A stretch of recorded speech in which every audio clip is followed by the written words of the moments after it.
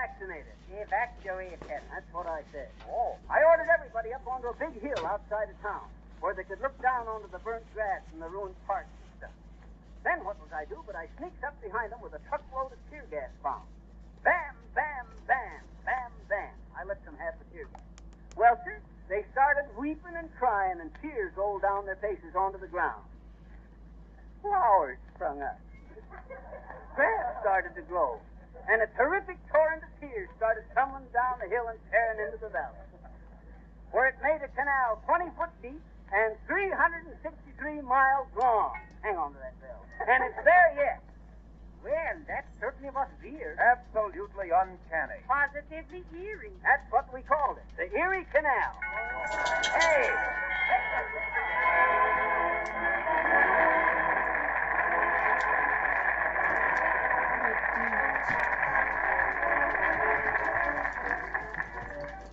Marcelli and his men give us The Broken Record with Charles Lemire voicing the vocals.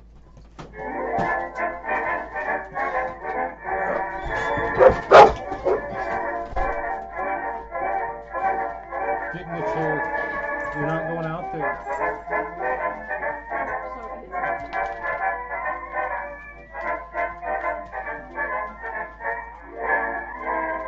My sweetheart, you're gorgeous, you're gorgeous, you're gorgeous, you're gorgeous, you're gorgeous, you're gorgeous tonight. That's the song I heard on the phonograph.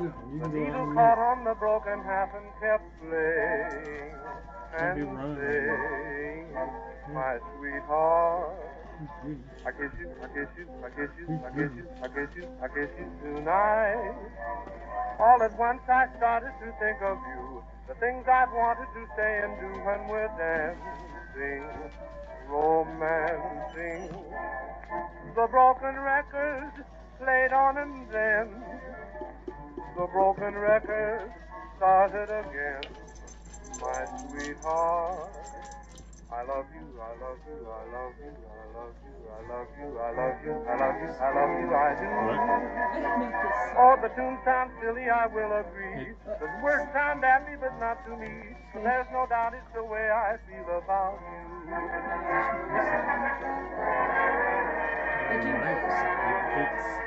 I paused it and then plugged it in and it stayed in the same spot when we played last night. So it was rewinding the episode, but I don't think it did.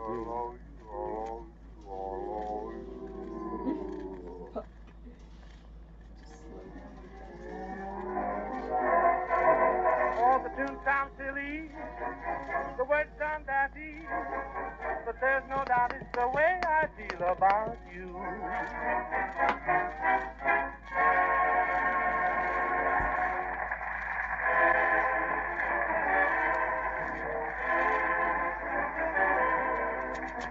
Now, before we go back to the Wistful Vista Police Station, I'd like to say a few words. No matter how polite your guests may be, the moment they step into your house, they can't help noticing the condition of your floors and furniture. Now, if you're a regular user of Johnson's Wax, your house will always have a well-kept, shining appearance. Johnson's Wax gives a rich, mellow polish that stands up under the hardest wear and sheds dust and dirt. Why, actually, only half as much dust collects on a Johnson Wax surface as on an unwaxed surface. Now, whereas cheap inferior polishes leave a soft, smeary coating that becomes a regular dirt catcher, Johnson's Wax forms a gleaming shield of protection against dirt, scratches, and wear.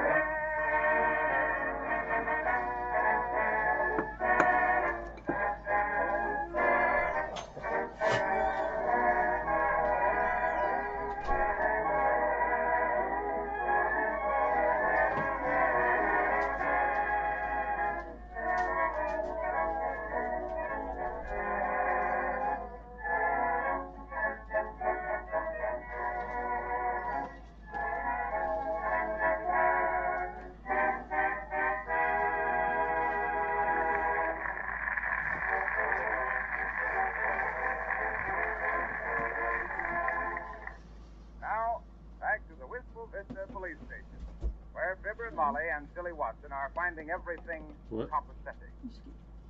I never took one. Wait a minute, please.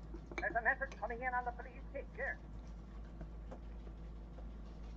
Does it say anything more about Johnson's wife? Now sit down for a while. Go right ahead and talk if you want to. Oh, thanks, Molly. I'd finished. Miss Transport, what's the matter, kid? You all think you're going to be able to use compass, please, sir? What day, Phil? I think y'all use your little hound dog teaser. Heavenly days, silly. I don't believe that dog can find an elephant in his telephone. I don't know, ma'am. I never tried him on that, ma'am. But if y'all don't want this little pup, boss, I'll take it. Yeah, that's fine. Get this message. What does it say, Mr. Clancy? Somebody offering a reward not to bring Silly's dog back? No. Sullivan, Kronowski, Murphy, Swanson. Did you say Johnson? No, Swanson. Delaney, Barbasetti. What two? One here. Yeah, get up.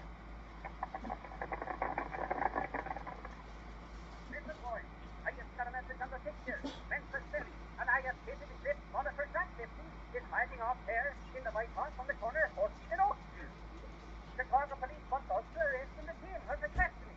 Sullivan, you and Kronowski take the rear door. Jump on it. Swanson and O'Toole, East Linders, hurry up. Barbasetti and Delaney, arrest and shoot.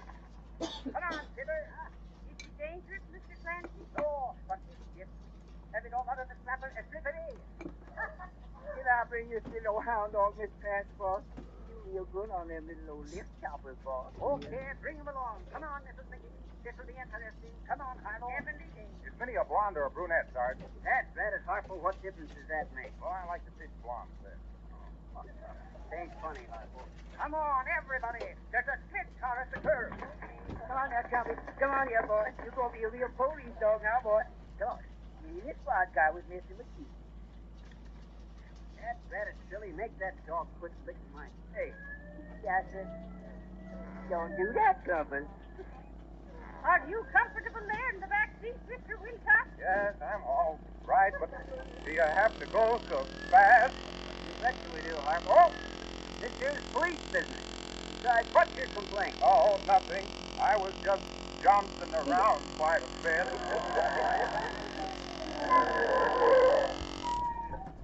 Better get them brakes fixed, Sergeant. Ain't that but quiet, silly? Yes, sir. We do keep quiet, Compass. I think I'll stay out here. Well, sir, not me. No, sir. I'm going to be in at the pinch. You'll have to be careful now. You may have a pistol. Oh. Come to think of it, Molly, I better stay out here with you. See if you're all right. Oh, come on, Fibber. You and Molly and Harlow, go on in and talk to her. We don't want to get in bad on a false arrest job, you know. Me too, boss. You do what, Phil? You go along with Compass, boss. The gal might get away, and if the old dog, he might follow her, boss. Okay, go ahead, Now, be diplomatic, Fibber. I'll sit outside here, and if she makes a break, I'll grab her when she comes on. The other boys are covering their ears. Come on, Mr. Wilcox. Come on here, police dog. Bring the door. Comes after us with a knife. Heavenly days. You an old policeman? I was just thinking of you, Molly. Shut up, Hydrophobia. Well, we want somebody to think and Ring the bell. ain't nobody home. Here she comes. Yes, ma'am, I'm afraid so. I hope I can hold it, you little dog. Somebody won't run away, boss. Well, what's the delegation? I don't want no magazines but the hosiery. If it's a collection charity begins at home and I ain't touched it. If it's the census, you can look me up on who's full in his town. If it's Halloween, go and ring somebody else's bell. Now, what do you want? Hello, Minnie. How do you do, man? Well, that's very nice. Now, you'll all play the blue area when you roll a cake. I just love it. Emphasize. Just a mic there. Get yourself put out of the door, Snap. Stand back, sis. We're coming in. Where we are. We're police officers. Oh, yeah? Who's in charge? The dog? No, ma'am, Compass. Compass, you got to come along to the right, man. Shut the door, Mr. Wisconsin. Well, now, ain't this coat? What would you like in your tea, Obstinate? We just want to talk to you, sis. Where's your wallet? Well, wasn't, boss. You want to want, we'll get... Here's my card, kid. Say, this is a large card for the elk. What do I want with this? I just wanted your fingerprints on it. Here, Bill. Take this down to the bureau for identification and rush right back here. Yes, sir, yes. Pretty clever, eh, Molly? You're smarter than I thought. What do you know, particular cop? Now then, sis, if them prints ain't good, you get more off the print. Did you ever stop to think, madam, that fingerprints are easily wiped off furniture if you first give it a smooth, glossy coating of Johnson's wax? Oh, well, I was just pointing out that crime doesn't pay. Get off at the third degree. Yeah, but I ain't saying a word. Where were you last night at 8:15? I went to see Captain Blood. Ah, And remember the cuthouse. Oh, yeah? Well, let's see him, please. What were you doing last Sunday night at 7 o'clock? what are you doing tomorrow night about 8 o'clock?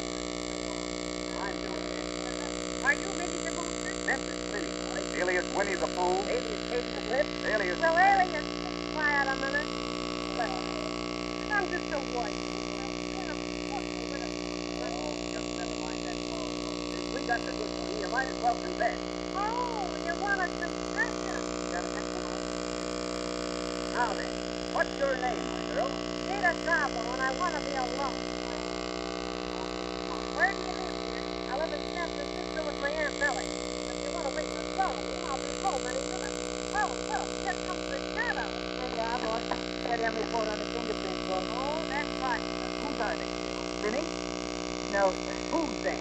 They yours, boss. Well, what am I supposed to do? So we sail our boat to the bathtub or something. But the pump records are question. Listen, sis. Don't call me sis. Oh, may I suggest that if you confess, it will go much easier when you... If I thought you knew any easier, buddy, I could finish up running home from you. Remember to read part 1A. I'm so hard boiled and it's taken up 49 feet. Big fat girl? That girl? Well, you wouldn't think to move your death. Looks like we have to take her in, my boy. Yeah. Hold that there dog still so he won't spring at us. Say, if he ever had a spring, it was never wound up. Give us a handcuff. Here you are. Stick out your hand. Get in the handcuff. Oh, yeah? Well, if you want that something, think you're going to take up the penny like a bag of rocks, huh? Turn out the light. I can't see now. Turn that light on. Something's moving over there. Hold on. Hold still. Hey, that's Johnson. I heard all the noise. All right, Minnie. You might just have to give up. I got it, Minnie. I got the handcuffs on. Good boy, man. And we got her. You bet you. We both got her. Now then, sis. Get up and behave yourself. Turn the lights on, somebody. Well, hey, you handcuffed me, then. You're dead. You handcuffed me. Handcuffed each other. Boss, look there out the window. There goes me with your little old swamp car.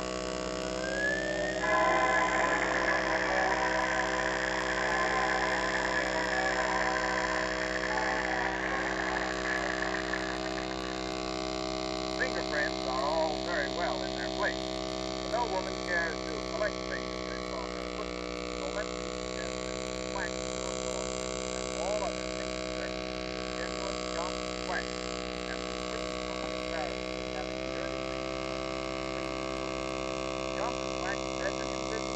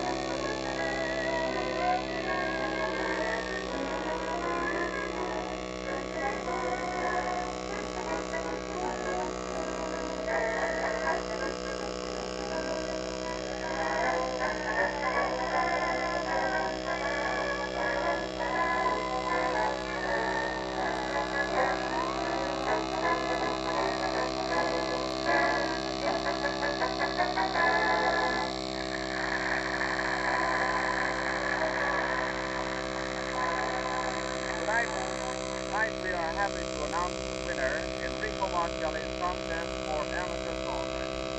So many beautiful songs were found among the 10,000 manuscripts submitted that the judges had a difficult time selecting them. Finally, it was unanimously decided that the prize should go to Charles A. Reeder, 589 Delawan Street, Pittsburgh, Pennsylvania, for his song entitled The Old Kitchen Clock. Mr. Reeder, for the past 7 years, has been employed as a full-time general utility man in Pittsburgh. A check for $100 will be sent to Mr. Reeder from Swanson, Pittsburgh. Irving Berlin Incorporated will publish this song, and next Monday evening, Rico Marcelli will play a special arrangement of The Old Kitchen Clock on this program. An article by Marcelli of interest to all who entered this contest will appear in next Thursday's issue of Radio 5.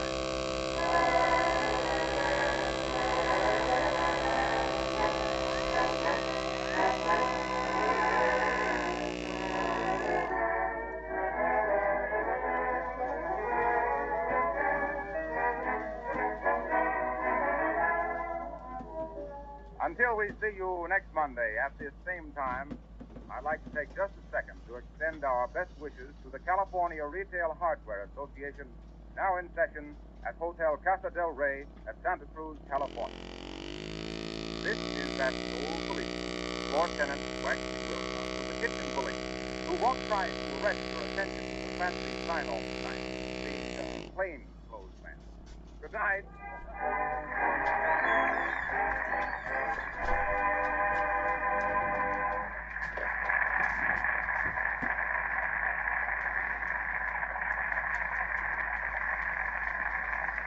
National Broadcasting Company.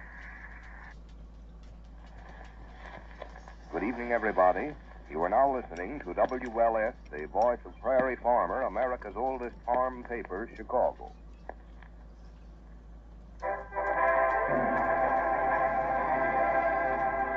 The Johnson Wax Program.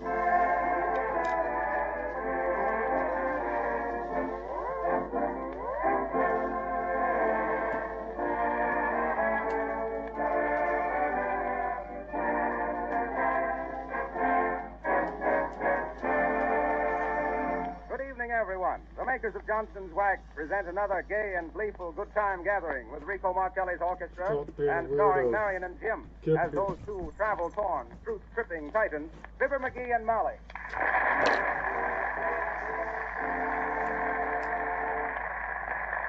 Marcelli starts it off with I Can't Give You Anything But Love. Give it, Rico.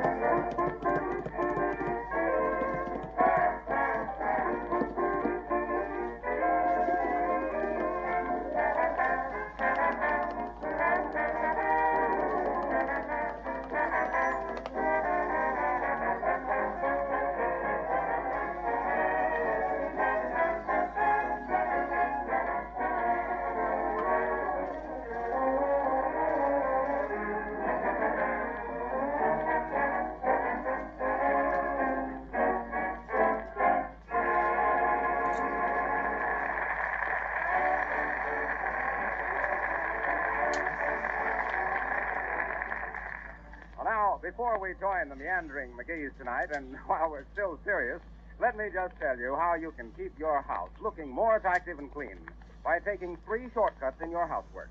Here are the 3 shortcuts. Wax your floors, wax your furniture, and wax your woodwork with genuine Johnson's Wax.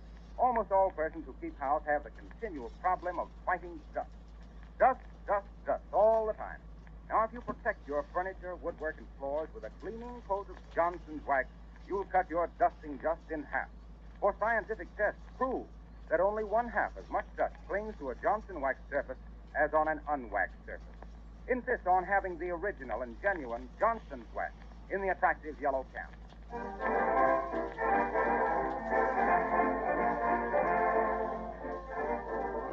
There is unwanted activity at the McGee residence at 79 Wistful Vista today.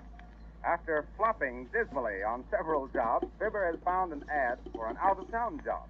He's going to apply for it in person. The faithful Molly is going along, too, naturally. Here they are, packing up for the trip. How many shirts you think I'll need, Molly? I don't know, McGee. Better take both of them. Let's see now. Toothpaste. Handkerchief. That might get cool. Socks. Quite a sock. Oh, I had a rabbit. His name was Bozo. The whole mighty still except for his nose, though, with a high yippee on his ass. Razors. Hairbrush. 70 days, McGee. Hurry up. We'll never catch the train this way. And if we never did, I'd think it was a good idea. Oh, shucks, Molly, don't be like that. This trip's going to be the turning point in our lives. Turning point is right. We'll turn around and come back. No, sir. I'm just the fella for that job, Molly. Why, when they hear what a... Let's see the advertisement again. Here you are. I just came in right before you. Wanted. Smart, adaptable young man of good appearance for contact work in furniture trade. Excellent salary. Apply in person on or before February the 10th to the Whittle and Sawdust Furniture Company, Grand Rapids, Michigan. See, Molly? That's me to a T. Smart, adoptable. Yeah, but you ain't so young, McGee. Huh? Oh, that just means young looking. Shucks, I got more get up and gallop than most of these young hookers. Now I wonder who that is at the door. Hurry up with your packing, McGee, while I see you.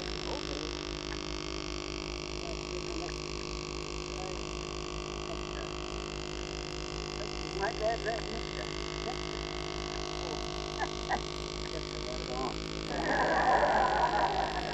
I'm right here, dear. McGee's just packing up for a little trip. Oh, hello there, Geraldine. Oh, hello, McGee. Well, how are you? I just came over to buy Molly's hot water bag. Oh. But Gerald, Oh. he isn't feeling well. Well. Didn't you climbing over those suitcases reminding me of him? He's just getting over the grip.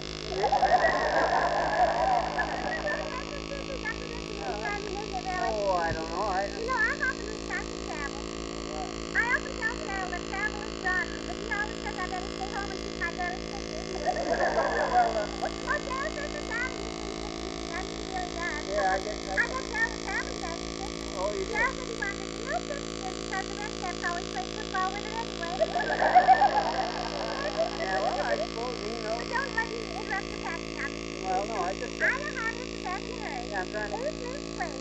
You know, the old saw. Saw? Yeah, Gerald says those old saws are all right if you like them dull and rusty. I mean, Gerald really said that. Well, thanks for the hot water bottle. Have a nice trip, brother. And when you get on the train, remember what Teddy Roosevelt said years ago. Teddy Roosevelt? The platform is all right to get a boy with, but it's the wrong place to ride.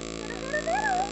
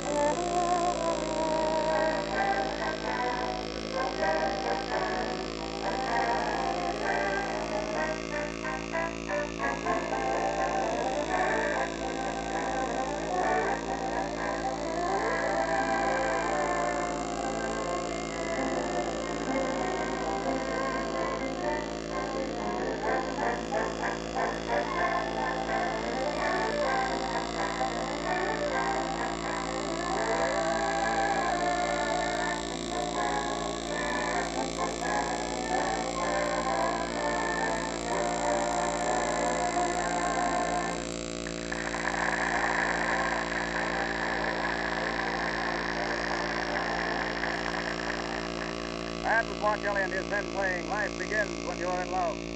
Here are Fibber and Molly at station of the NV&C Railroad buying their tickets to Grand Rapids.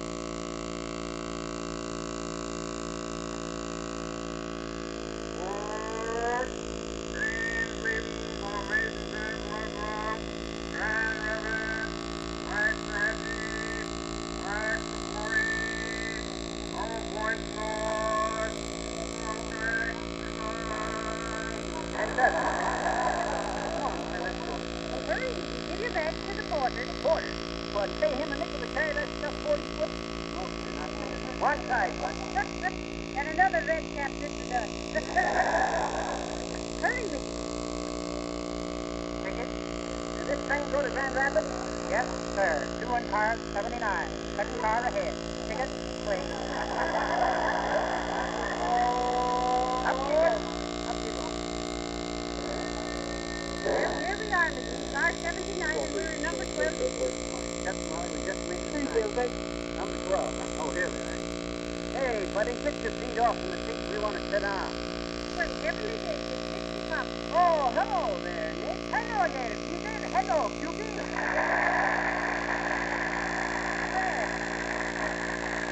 How are you coming for to be traveling on a Pullman carriage, Peter? Well, Mickey, get yourself a job in Grand Rapids. Yep, furniture man, Nick. Furniture man. That's a very fine business, frankly. Next to restaurant business, furniture is very fine business to have something to do with. You think I'm crazy?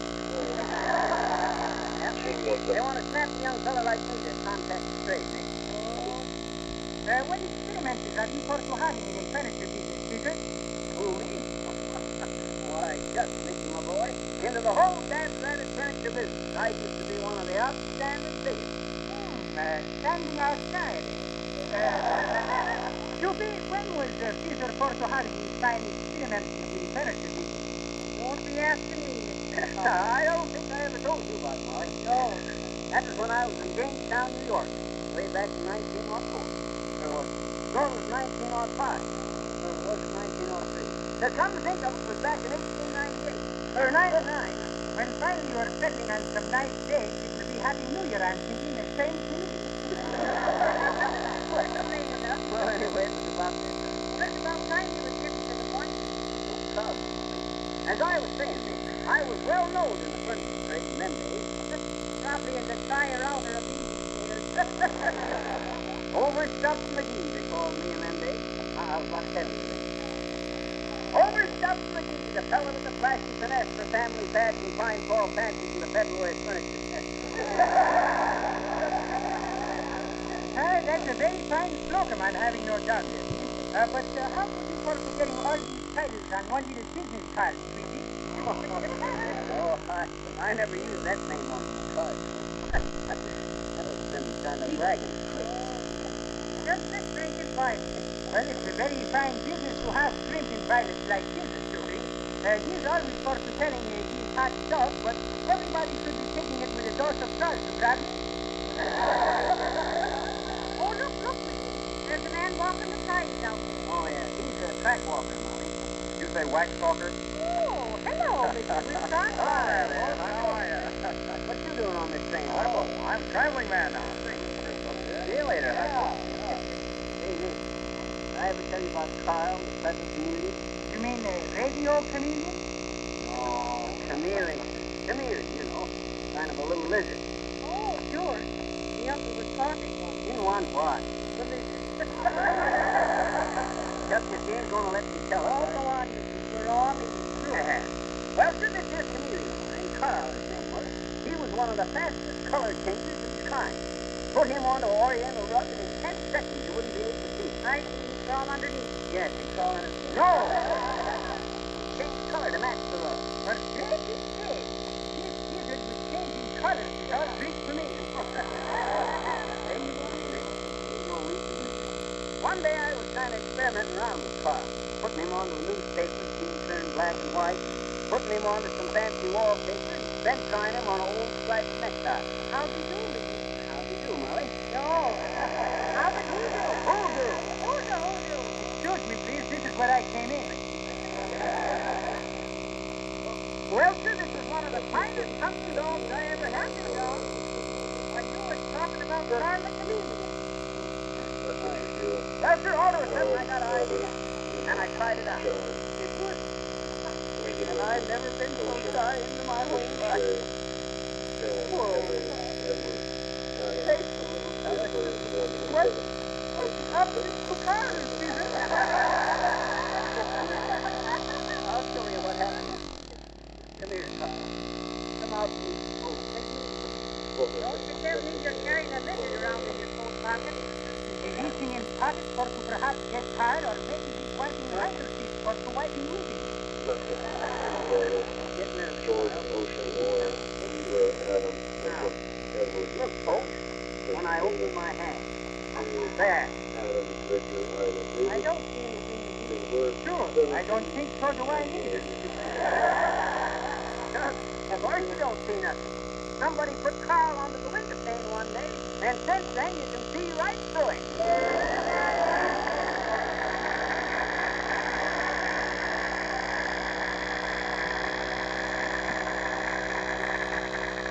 While Fibber Molly's train speeds through the night to Grand Rapids, we're going to hear Rico Marcelli's special arrangement of the prize-winning song in our amateur songwriters contest. This song, written by Charlie Reaper of Pittsburgh, is called The Old Kitchen Clock. We think it deserves to become a real song hit in the near future. Fine young tenor Clark Dennis sing this one, The Old Kitchen Clock.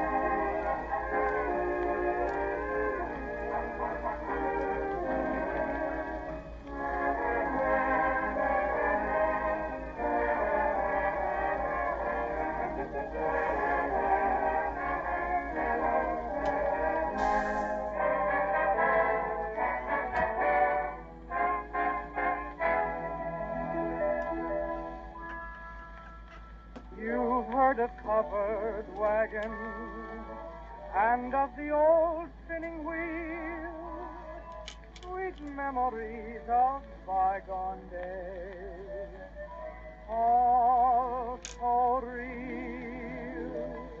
I have a keen recollection of something I hear every day, and it's tick-tock, ticking, just ticking away. Just Your mail party is coming back. Clear, suspended for transport non-payment. Your mail party is showing suspended full-time interest responsibility. She is restrained in 2 mandatory protection orders, not involving the mail party.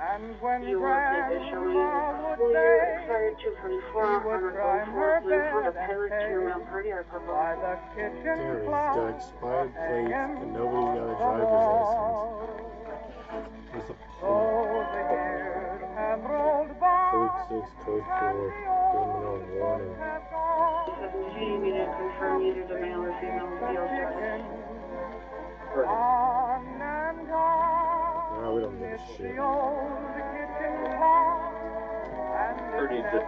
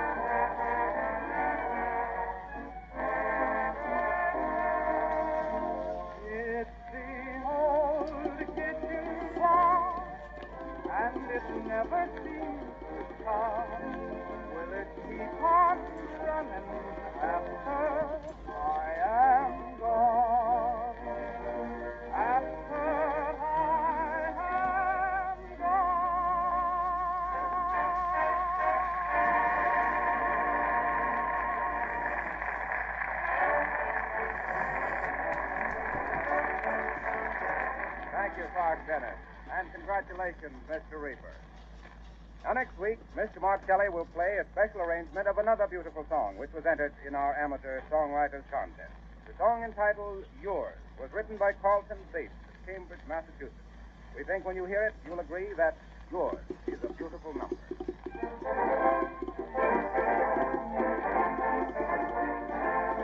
Now we turn our miracle microphone back to car 79 on the NB&C Railroad, where Fibber and Molly are getting ready to retire.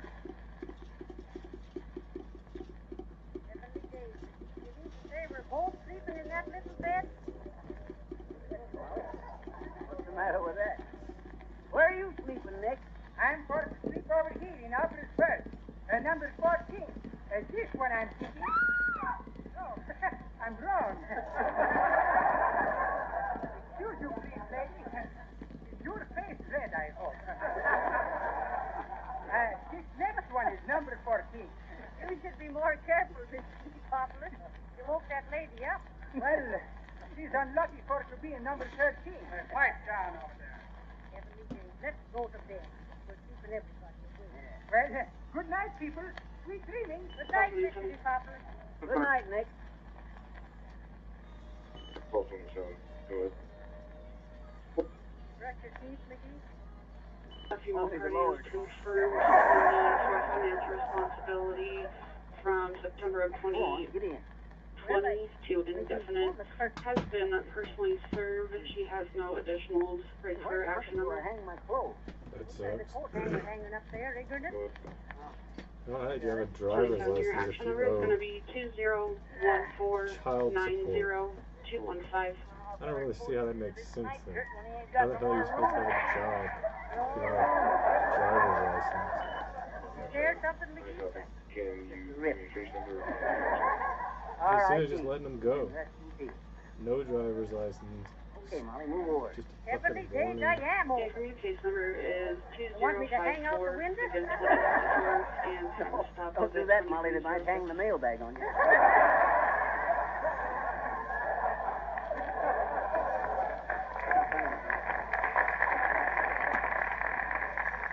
Come on now, get into bed.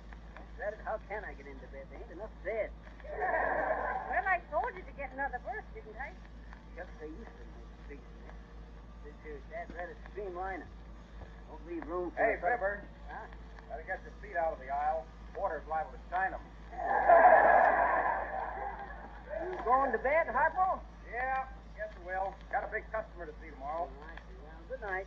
Good night. Good night. Good night.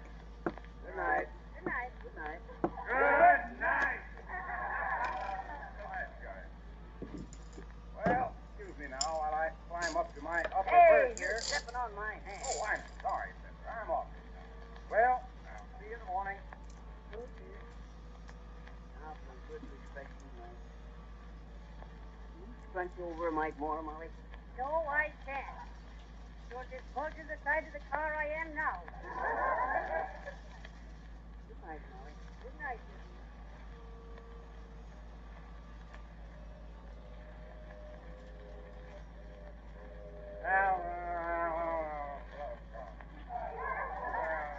McGee. What's the matter, Molly? Listen, this is Mr. Wilcox talking in his sleep. Johnson's wax, and I'm the guy that can do it. Harpo!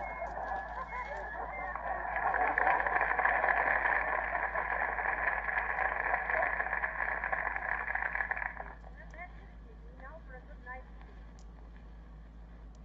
Funny, ain't it, Molly, how a car full of folks sleeping like this can be dead red as peaceful, quiet. Heavenly days, what's that? It's either the train going over a trestle or somebody snoring. Listen. Well, I'm glad you can go to keep it up. A lot of spirit into it, but not much melody. Where's it coming from, Molly? Sounds like Mr. Poplar. Listen.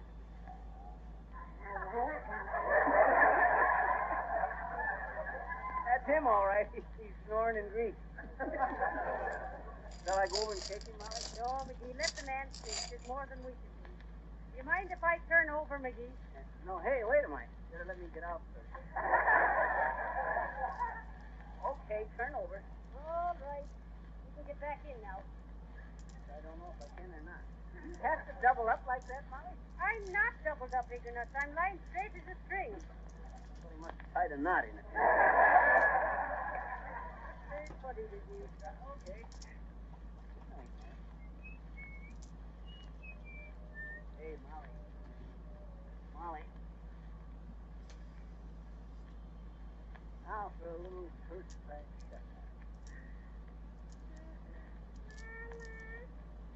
Mama, I'm afraid of here all alone.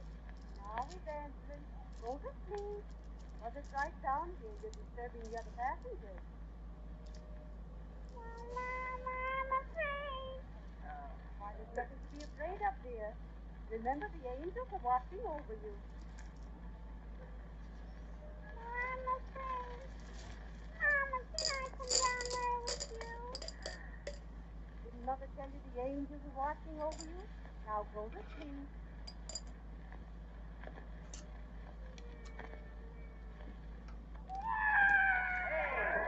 For the love of Mike, lady, will you keep that kid quiet? Mama, was that an angel?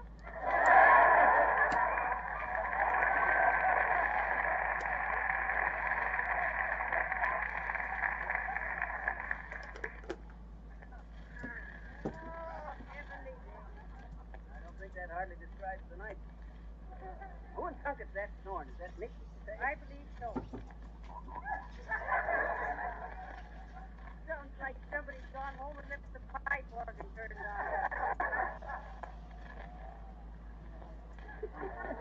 Guess I better go over and stop him. He's liable to strangle himself. If he don't, I will. Happy! Happy, please, minute. That's telling him, Mr. Department. Attaboy, Nick. Who's doing the snoring? Myself, Caesar. Well, then who is you bawling out? Also, I was calling myself out, you see, for waking myself up. I'm madly in hate with me.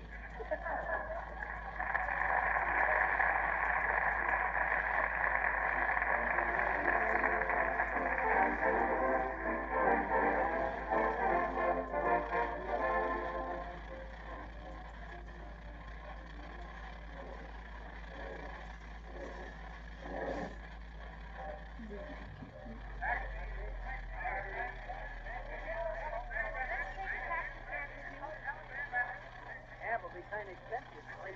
I'll check the bags and we'll take a walk over to New York. Sure, it's good to get the air. Oh, don't be like that, Nicky. It looks more important for you to drive up in a cab. Taxi? Take the bags, mister. Okay, I suppose so. Drive us to the Whittle and Sawdust Furniture Company, bud. What? You heard us, driver. The Whittle and Sawdust Furniture Company. And don't spare the hawk. Hey, Molly? Wait a minute, mister. I didn't get the address. What furniture company was that? Whittle and Sawdust and make it snap.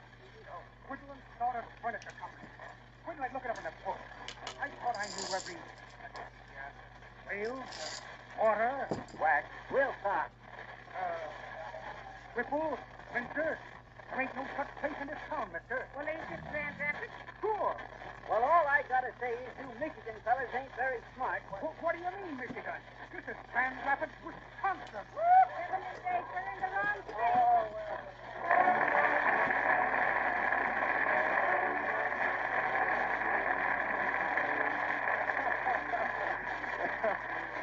And if you allow a traveling wax salesman to suggest that if your furniture is in the wrong state, dull, scratched, dusty, it can be easily and quickly corrected with a gleaming coat of Johnson's wax.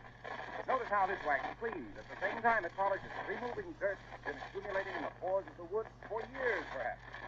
Johnson's wax leaves a protective coat of beauty on tables, chair arms, and radio cabinets.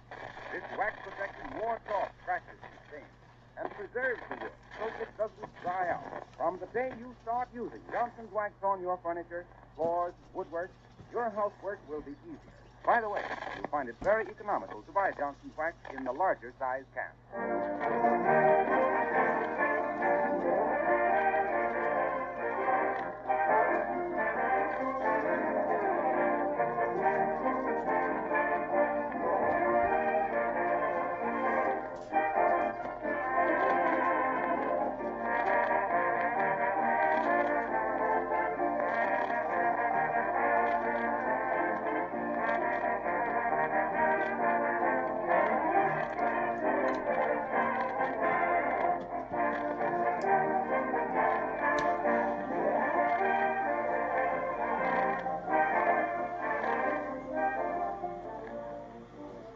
with us again next Monday evening at this same time for some more merry and musical McGee misadventures. And in the meantime, remember that just as the best housekeepers use Johnson's wax and Johnson's glow coat to keep their houses clean and shining, so the most particular car owners keep their cars sparkling with Johnson's auto wax and cleaner.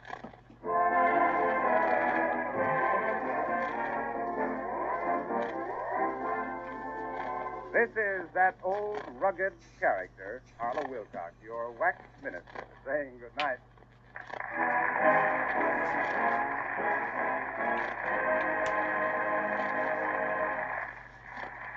The selection I Can't Give You Anything But Love is from the Blackbirds of 1928.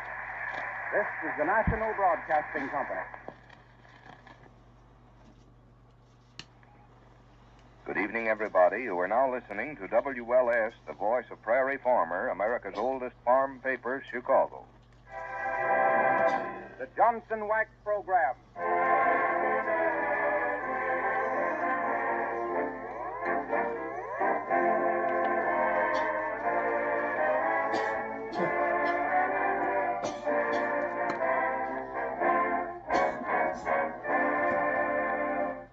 Everyone. The makers of Johnson's Wax send you another syncopated symposium of salty sapience and salubrious songs with Rico Marcelli's orchestra and starring Marion and Jim as those merry menaces to monotony, Fibber McGee and Molly.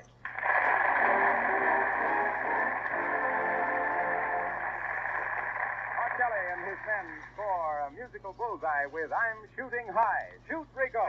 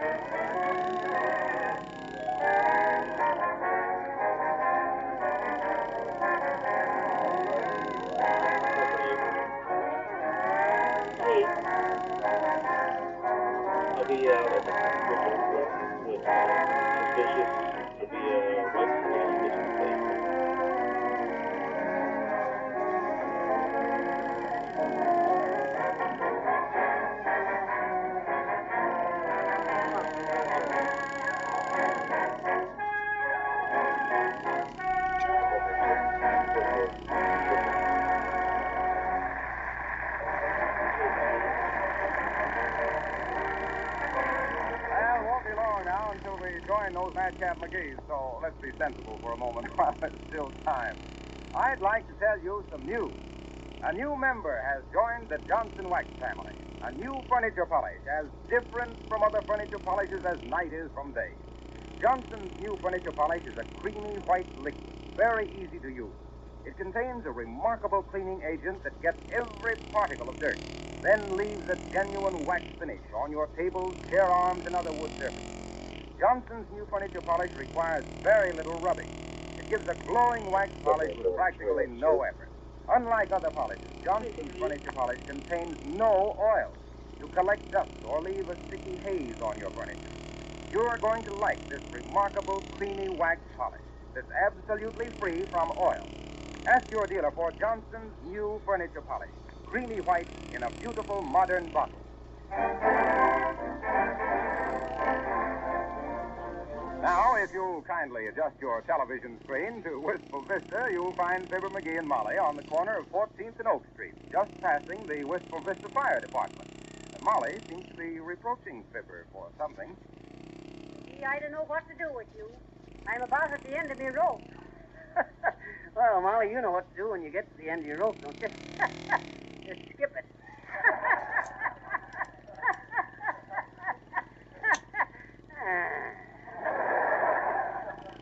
Come on, what say we dropped in the firehouse to see the boys, Molly?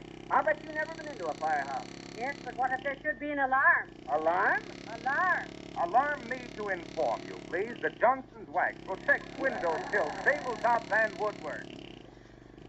What are you stopping for, McGee? Did you hear something? No. We can't stand here on the sidewalk all day.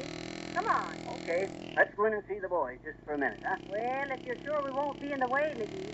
Heavenly days, I'd go anywhere to get out of the cold. It's kind of a dangerous statement, Molly. Somebody's liable to tell you where to go.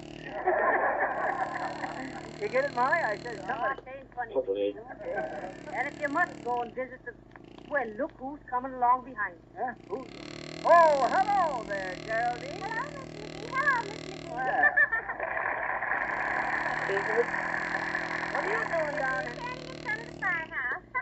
Gerald said she used to know where the fireman's daughter was going now. Oh, is that He said he didn't dare call on her for fear her father would recognize him as an old flame. Isn't that just suit you iridescent? I mean, isn't it really? That is kind of inconvenient. Gerald said she knew a man who left the canoe factory in Scotland to be a fireman, but he couldn't stand it. No? He asked him to take him back to his hoots and paddles. Isn't that idiotic? I mean, isn't it really? Yeah, Gerald Scott is pretty bad.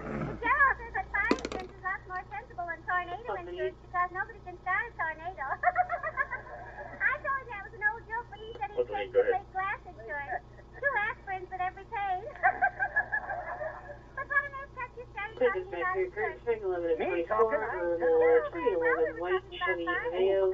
She left Rico first loose out of Silver Creek. Just to top off the old block. Top Oh, I must tell you what Gerald said about the moonshine. Moonshine? I really Okay, must. copy. Gerald says it's no When use you're ready, for I moonshine have, calling the fire department. No? He says they won't go out United unless States you're alive. of America's employment authorization card, ID card. Yeah, well, if you got it, you No driver's license, just You must go alive. Remember what happened to Gerald? Huh? He was jilted by Mad Brown. It'll be last That's of not by Robert, Mad Adam, Smith. Mary, I told him that's what Ocean, comes for playing with Sam, matches. first of David, Adam, Mary, Adam, Sam, Ida, Ocean. Marcelli and his men give us his new rhythmic interpretation of Moon Over Miami. And don't we all these days? There's been moon over Miami. Do you have a date of birth for your party? The date of birth is going to be February 10th of 2007.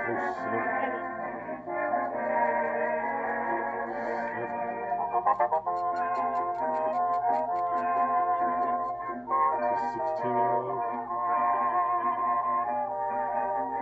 You're not the younger one.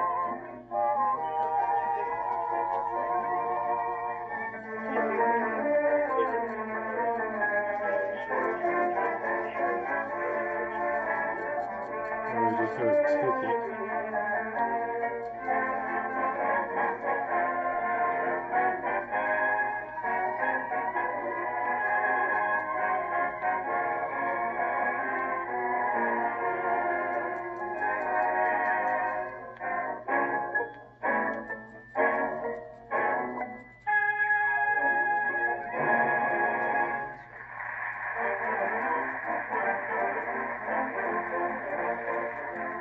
Now back to Wistful Vista. Just as Fibber and Molly enter the firehouse for a little tin fest with the helmet and hose boys. Company got it. Get ready to make Hi your there, file. fellas. Now, fellas, I want you to meet my wife, Molly. Molly, meet my old pals, the firemen. Who are you and what do you want? I guess I never met you before. No, I guess not. Your old pal. Give him the grip of the high sign, McGee.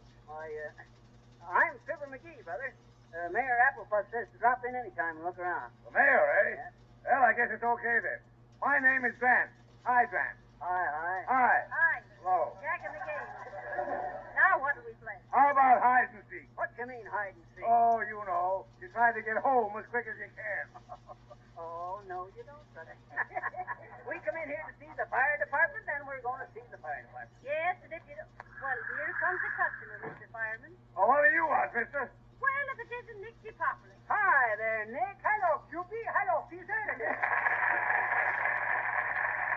Fire department. What are you two doing with the firehouse engines, if I could be so questionable? Well, we might ask you to say Yeah, what you doing here, Nick? You ask me no any answers, and I'm giving you some big lies, I should say not, like George Washington Hamilton. Say, what is all this? An old settler's picnic? This is a fire department. And what am I supposing you think we are, a pool swimming? I guess that is telling me, won't it, Cupid? That's putting him away, Mr. Papa. That's telling him, Nick. Say, listen. Suppose you tell me what you want, buddy. Tell him, Mr. Papa. Sure, Cupid. Friends, Greeks, and country people, lend you my ears. That is a very fine speech for beginning. Well, go on. Control myself, smoke gets in my eyes.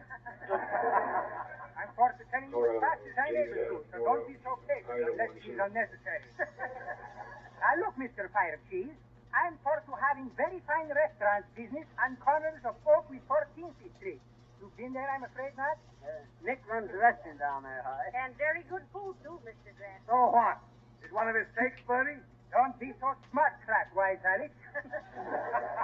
I'm for to having a fine big fire in my restaurant. Hey, wait a minute, please, wait. My fire is not yet for 2 weeks. It is postponed on account of I'm for to having very good streets of business in restaurants. So I'm telling you, if I should be for to turning in false face alarms sometime, unless it is 2 weeks yet, I'm just practice makes perfect. How's business with you? Well, what the...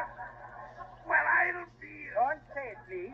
There is a gentleman present with ladies, and my friend Scissor, too. You got me, pal. Just quit bothering me. You people can look around if you like. Okay, Chief. You see, Nick, I just come in to explain things to Molly. For instance, you see that there pipe over there? Yeah. Sure, Scissor. Well, sir, that's what the firemen slide down in case of fire. I grab you.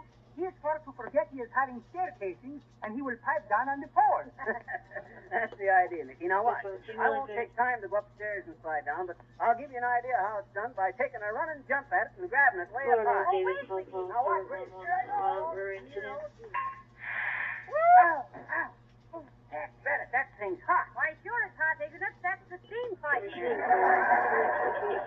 Boy, am I burned up. Harlow Get up, McGee. You're to more scared Leary than Alta out of Orson. Heavenly day. Isn't that a big fire? This is the biggest rumble seat I've ever seen since Papa from Hector. Can you keep it up? That's the biggest engine in the county, that is. Oh, shucks. I used to drive one She's bigger than about that to high. pull Larry Yeah. out. Yeah. When I was in the Hooper Probably Power doesn't and have a Agricultural driver's Volunteer Department license. hose cart But who number gives a 79. shit? You don't need one around Our here engine anyway. then was so long it was jointed into Gonna four pull plates. over anyone Took tonight five with a colors. driver's Shit. license. Why, we could have drove that bus up a spiral staircase. Shucks, this here old jalopy's just a kind of a little kiddie car for bonfires. This Scissor is some applesauce, he's convincing himself. Well, sir, as I was saying... Oh, here comes somebody, Bud. More trouble. Oh, Mr. Fireman. Where's the fire? No fire. Well, what's the trouble, kid? Oh, I just stopped in to tell you if you're having a fire anywhere near us this afternoon sometime, will you stop on your way and sprinkle our backyard for us? I promised my little grandson a skating rink for his birthday. I'll be real obliged to you, I'm sure. Good day, Mr. Fireman. So long, Toots. Well, can you... Skating rink of all the... Fireman saved my child the skating rink. Maybe I think this old Chupi is having a very fine idea to sprinkle backyards without costing something. To give a little cheap So we were reported a deer I'm very funny between sometimes, I think. by a vehicle on 67 Nobody made no silly the mine suggestions and like the that when I block was for playing. either the troll Was you for having been a city fireman? close to where you are Oh, in the me? area. It's right around the You hear corner. that, Molly? Was Gonna get a Fibber dead McGee deer? ever a fireman? Well, was you? Huh? What's the point of calling the There police? was. That was way back in 1901. Seniors and No, all, thank you. or two. No, or three. Let them know Oh, there's a ought dead to. deer Yep, in the ought road. to. What to what? Ought to use Johnson's wax on floors, woodwork, and furniture.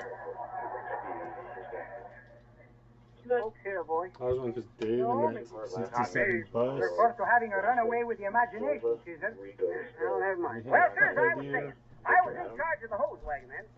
Say, you got time to listen to this? Now, see, Sure me. That He is was making going it 65 unanimous, miles an hour.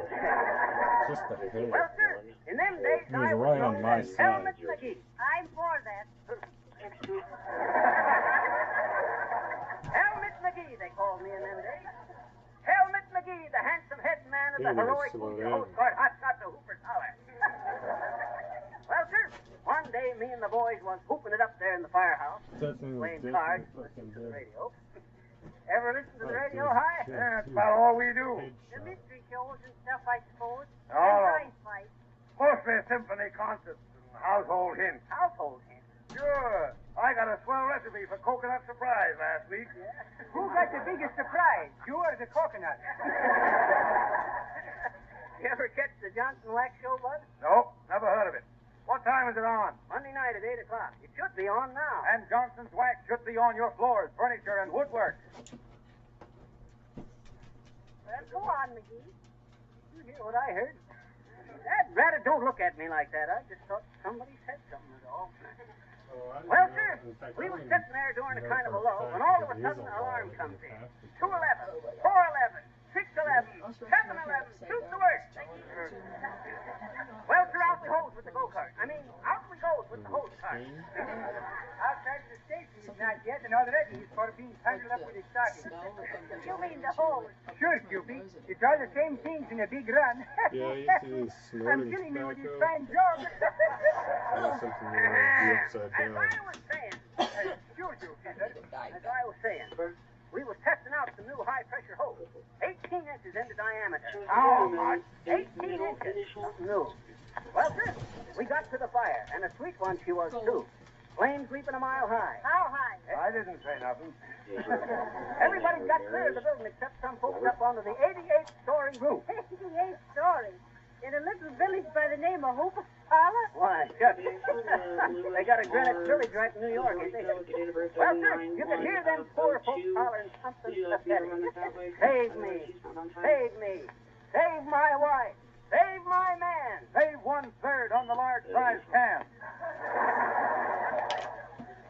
Well, Caesar? Huh? Oh, excuse me. I thought I heard something. Got a kind of ringing in my ear. Well, sir, I signaled the boys to toss up the big extension ladder, and they done her. And when it was raised up, I hopped onto her and zipped up that ladder like a squirrel after a nut. Or vice versa. Right. Oh. Up I went, up. And say, I was going so fast, I went 12 rungs too many past the top of the ladder before I could stop myself and had to come back down. But I seen it would never reach the roof, so I slid back down to the ground, realizing that the situation was desperate. Well, sir, quick to flag. I knew how to get up that there roof. I know, with a parachute. With parachute. How can you get up with a parachute? How should I know? Well, then what'd you suggest it for? Oh, You! go on with you. I wasn't even there. I think we are perhaps on the wrong network again, maybe, with a script that doesn't belong to somebody else, and I don't blame them. Say, am I crazy or what are you talking about? All of you. Well, sir, quick to flash. I had the boys disconnect the hose and take off the nozzle at the other end. Then what did I do? But I crawled inside the hose and waved to them to connect it up again. And say, when they turned on that water, whoosh, out of the end of the hose I went like a bullet, right up to the roof on the building, where I landed graceful as a swan among the Well, sir, then it was up to me to figure out a way to get all them folks down to the ground, safe and sound. Well, all of a sudden, I gets me a swell. Heavenly days. What's that now? Alarm high? Yeah. Down to the fireworks factory. Fireworks. One side, please. All right, boys. Grab it. Harvey, stand by. Winston on the chemical. Let's go. On the running board, Molly. Hang on to me. Come on, Nick. Come on, Molly. Don't argue. That's the gal. Now, hang on. Hey, Molly. What, McGee? This alarm sure was lucky for me. Why, McGee? Just I don't know how I'd have got all them people down from that 88th floor.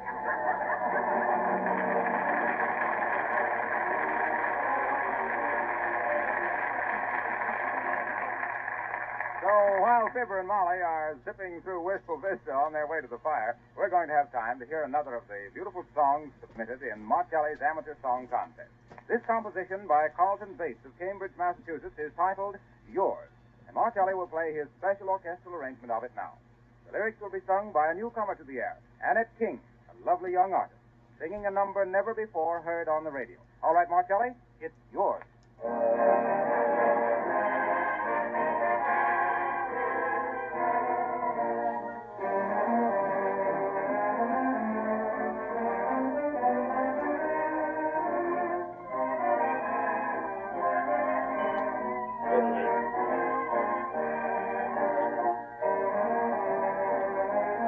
Verbal giving for faith by Direct Life Insurance. This Just guilty. What the fuck? No driver's license, insurance, or registered vehicle. Vehicle stolen. Dead. You know what? I'm giving you a warning.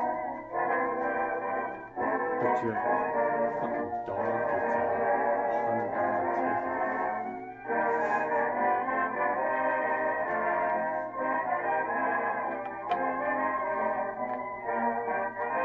Fucking hate the police.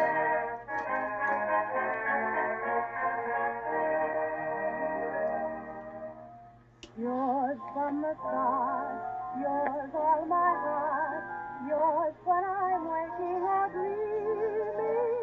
One life to live, one love to give. Take it here, it's yours, all yours. Yours to caress, yours to possess, yours every thought, every feeling. I can't pretend, lover or friend, however you wish I'm yours. Silly little things like pride, dear, I've never entered into this. Helpless I would be to hide, dear, a love such a time. I'm chained, I am bound.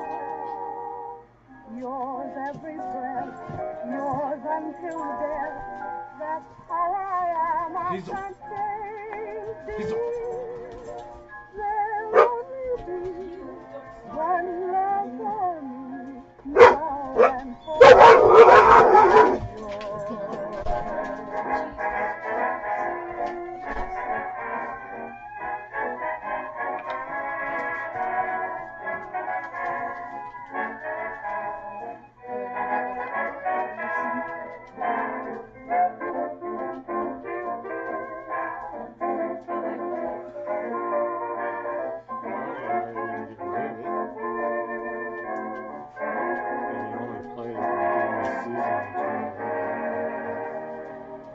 Yours every breath, yours until death.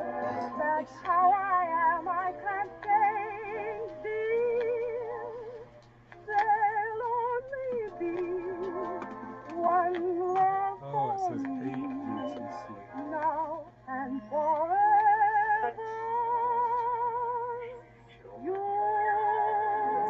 I couldn't find the dead deer. Everyone did it. It's just limped Thank you, away. Annette King, and congratulations to the composer Carlton Beat. We hope this song, yours, will be a hit in the near future. Next week, Marcelli will play I Found You in the Moonlight, submitted in the amateur song contest by Russ Seeley of Ogdensburg, Wisconsin.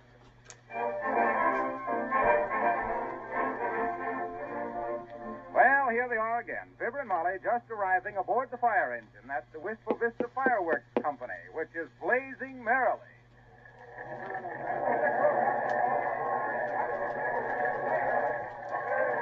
All right there, boys. Cast off them bow lines. Reach the horse around the double hatch there. All the stars gone we saw there. Hey, pipe down, McGee. I'm giving the orders. One side there, madam. Who are you shoving, you big Logan? Well, you're liable to get hurt, lady. Well, so are you if you shove me around. That's telling them, ain't it, McGee? Don't interfere with us firemen into the performance of our duty, Molly. You got a helmet for me, Hi? No. Oh, come on, Hi. Give me a helmet. A 6 7/8. Could you wait while we put some rhinestone buckles on your boots, McGee? This misery is what you should call fussy, I'm thinking. Correct me if you're crazy. One side for the hose there. Look, McGee. Everybody's shouting and poison. What is it? I think I'm getting Choopy. What do you think it is, Nick? Fireworks. Fireworks. Those buildings she is full with overflowing with pink wheels, sky rackets, and wisecrackers. Heavenly days. He's right, McGee. The building is full of fireworks. Hey, as old fireman, I got to do something about this. You, Peter? Yes, sir, me. And please, what can you be for doing with roaming camels? What do you mean, roaming camels? You know, Choopy, roaming camels? Boom. Fooey. I ain't scared. Look, Molly, them firemen ain't giving that small building over there a thought. What if a spark catches it? I'm going in there and get them fireworks out of that building. McGee, if you go in there, I go too. No, Molly, darling, it's too dangerous for you, sweetheart. Being an old fireman, I gotta do it. Keep her here, will you, Nick? Sure, Peter. Also, Cupid can keep me here, too, I hope so. Well, let go of me, Mr. Depopular. So long, Molly. McGee, come back. Come back, McGee. Oh, dear, oh, dear. Cupid, remembering it's always darkest just before it gets too late. Oh, my. I knew we should never have gone into that firehouse. Oh, Black Donna, don't think so bad.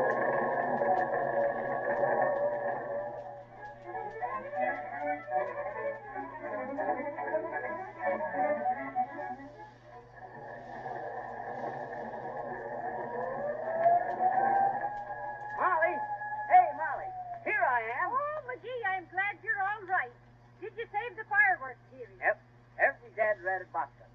How's that for using the old head, Nick? Fine, Caesar. You're not half so stupid as I look.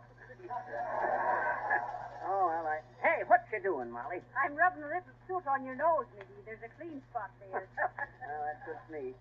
Oh, hello there, Hi. Well, we got her under control, eh? Yep. Say, what's all these boxes doing here?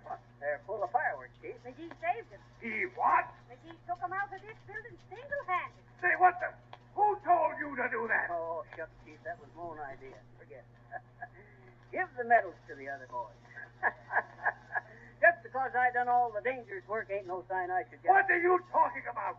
What was the idea of bringing them fireworks out here where all the sparks is lying? We put them in that building because it's fireproof. Oh! You see, you sap? There they go. Whoop! I knew it. I knew it. You knew what, Molly? I knew a little punk like you shouldn't be allowed around fireworks.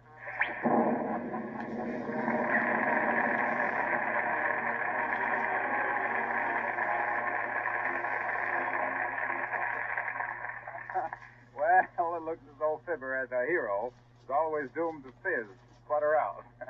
But here's something that always backs up his own statements. I mean, genuine Johnson's wax. This remarkable wax polish has stood the test of years. The finest homes of your grandmother's time were more beautiful because of their gleaming wax-polished floors, woodwork, and furniture. Famous cabinet makers of history knew the secret of preserving wood with genuine wax so that it wouldn't dry out. Most of the fine antiques that have been handed down to us have been preserved and beautified by many applications of genuine wax.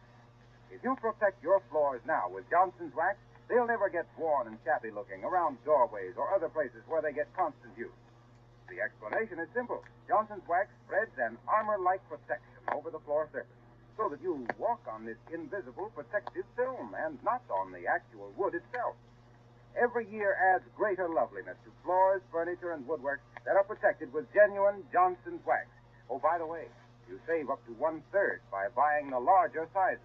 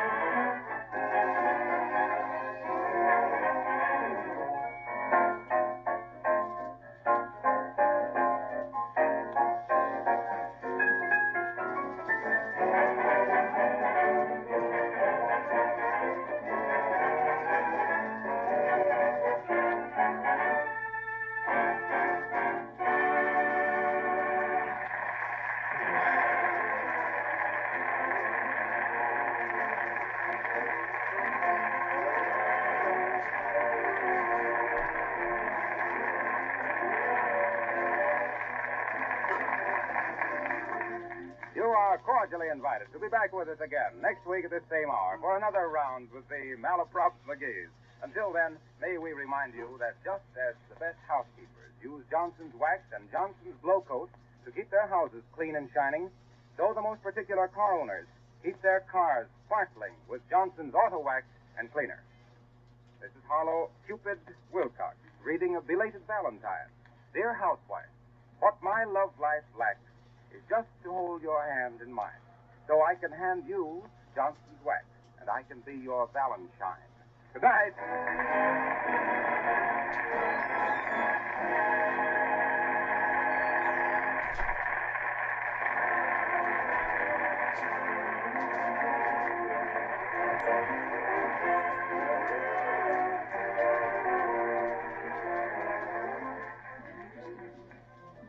This is the National Broadcasting Company. You are now listening to station WLS, the voice of Prairie Farmer, America's oldest farm paper, Chicago. The Johnson Wax Program.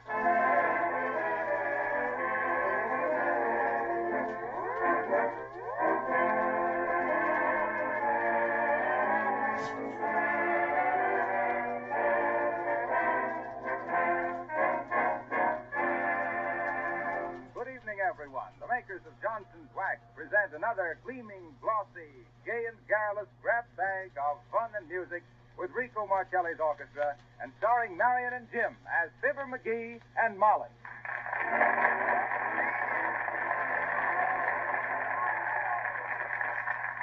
Marcelli and his men open the proceedings with Midnight in Paris. Wrap it up, Rico.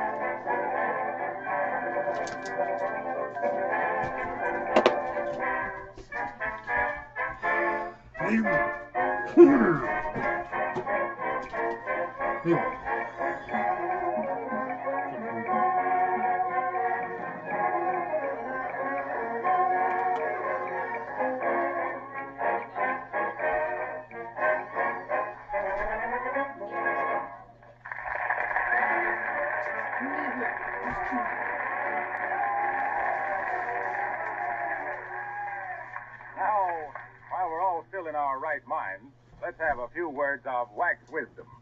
Until you actually use Johnson's Glow Coat on your linoleum, you can't possibly know what a difference it makes in the looks of a floor. If your linoleum is dull and dingy looking, Glow Coat will make it shine like new again. Or if you have new linoleum on your floor, just remember that you should protect it with Glow Coat if you want to keep it beautiful and save it from becoming worn and lifeless. Glow Coat is so easy to apply. You do no rubbing or buffing. In 20 minutes, Glow Coat dries to a bright, gleaming polish that sheds dirt and dust and saves you hours of cleaning time. Look for the attractive yellow can with the lettering Johnson's Glow Coat.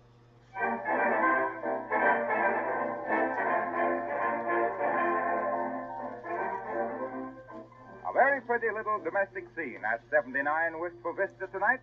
Fibber and Molly are seated in the living room. McGee is tuning in the radio. Let's see now what I can get. Read it. Since I hung that potato on the aerial, all I can get is Lady Peel. Be Lily to you, Molly. Don't tune us out, folks. That's our radio, not yours. Turn it up so I can hear it. Okay, Molly. I spent the whole morning adjusting this thing so I could get something good.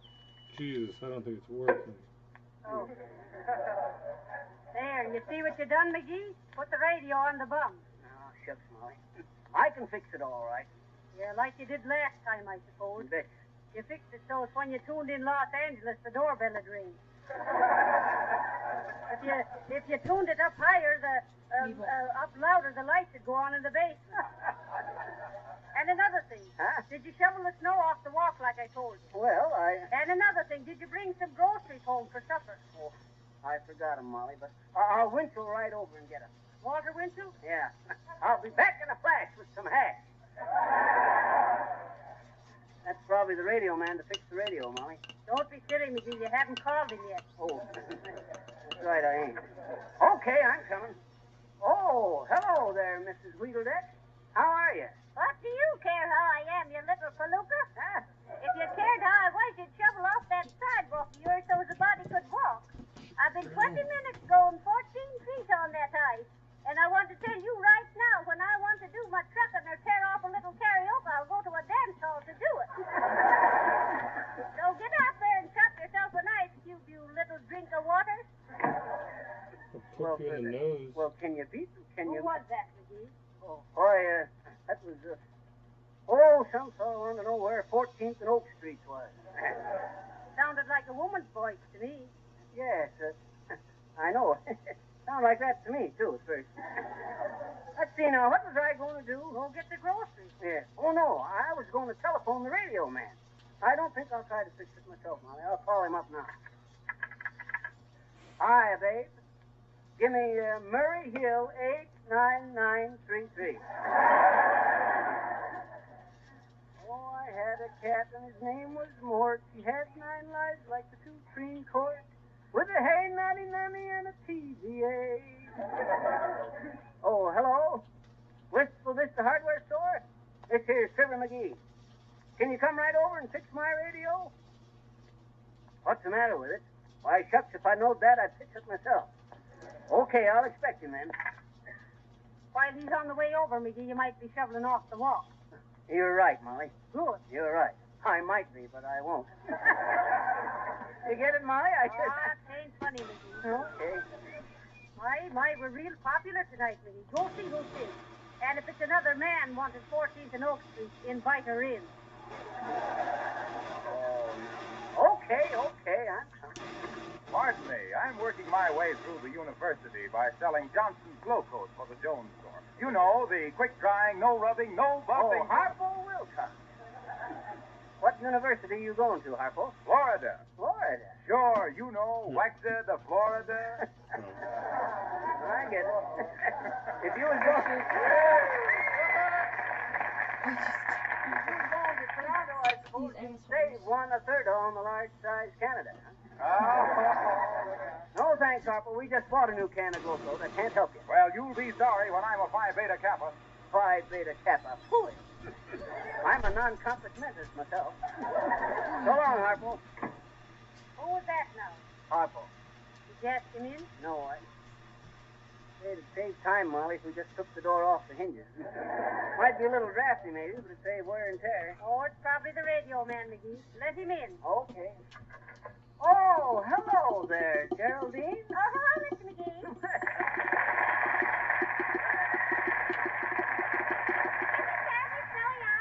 Isn't it really?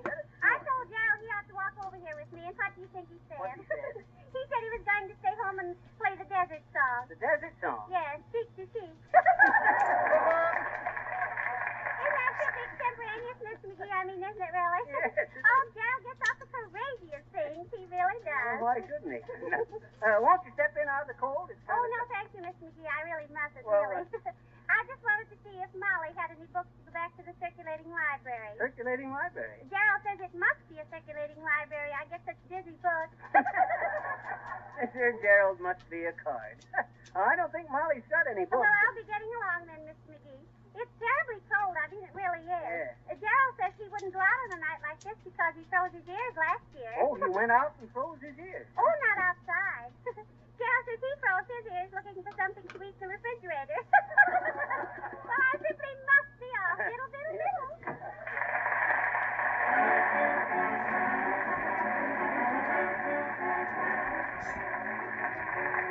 And now we are to hear Rico Marcelli and his men play a very catchy song submitted in our recent amateur songwriters contest. The song titled I Found You in the Moonlight was written by Russ Daly of Ogdensburg, Wisconsin.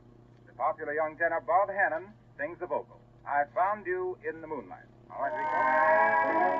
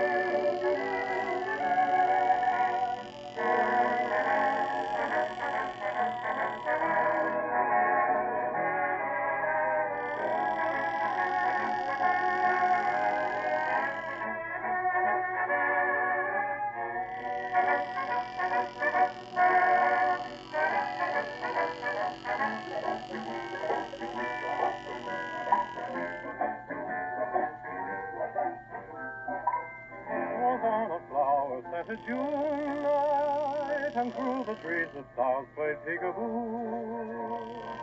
The night I found you in the moonlight, and lost my head completely over you. I only meant to say good evening, to pass you by and find my way to bed.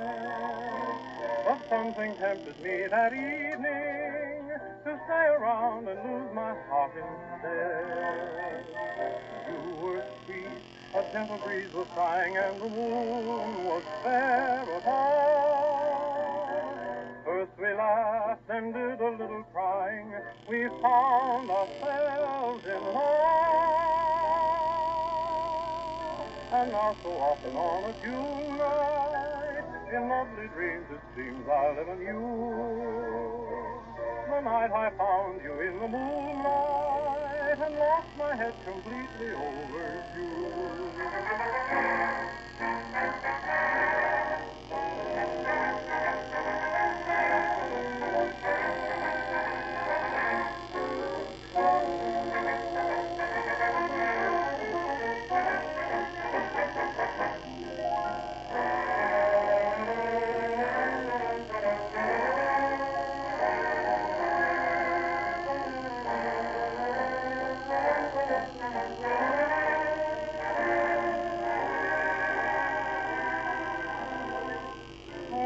So often on a June night, in lovely dreams it seems I live on you.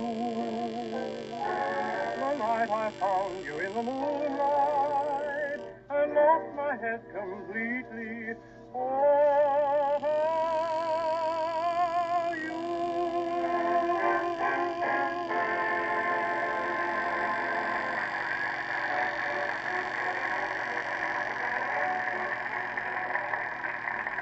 Thank you, Bob Hannon, and congratulations, Mr. Daly.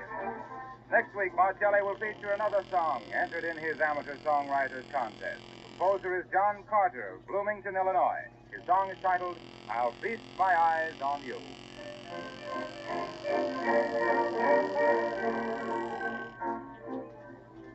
Back at Wistful Vista, the McGees are waiting for the arrival of the radio repairman so they can continue with their nice, peaceful evening.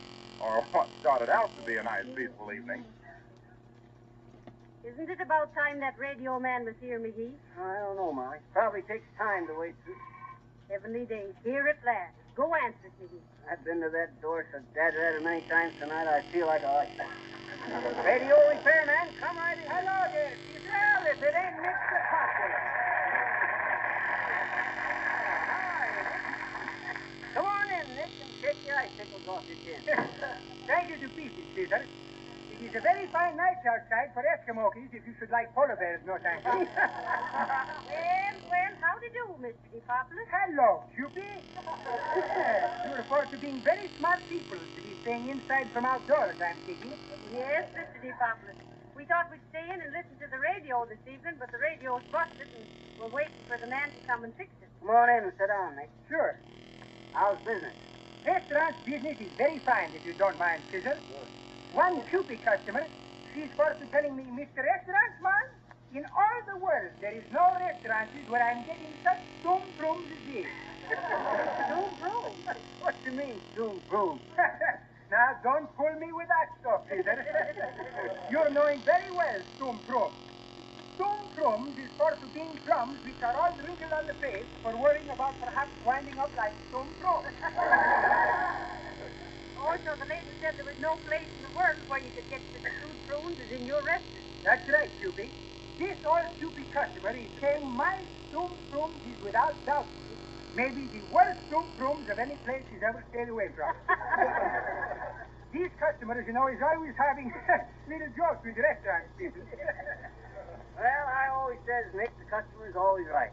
I mind the time I was managing the Shapiro Bernstein French restaurant in Dublin. I was... There's the radio man, McGee. Let him in, will you, Molly, while I find a cigar for him? All right, McGee. I feel like the best in the breeze. Are you the radio man? What? I say, are you the man to fix the radio? No, I'm a PWA worker. Heavenly day. A PWA worker? Well, what do you want, me boy? Well, I just want to tell you, never mind about shoveling the walk. She was going to us boys is doing it. Oh, well, now that's fine. That's a terrible cold you have. You better take care of it.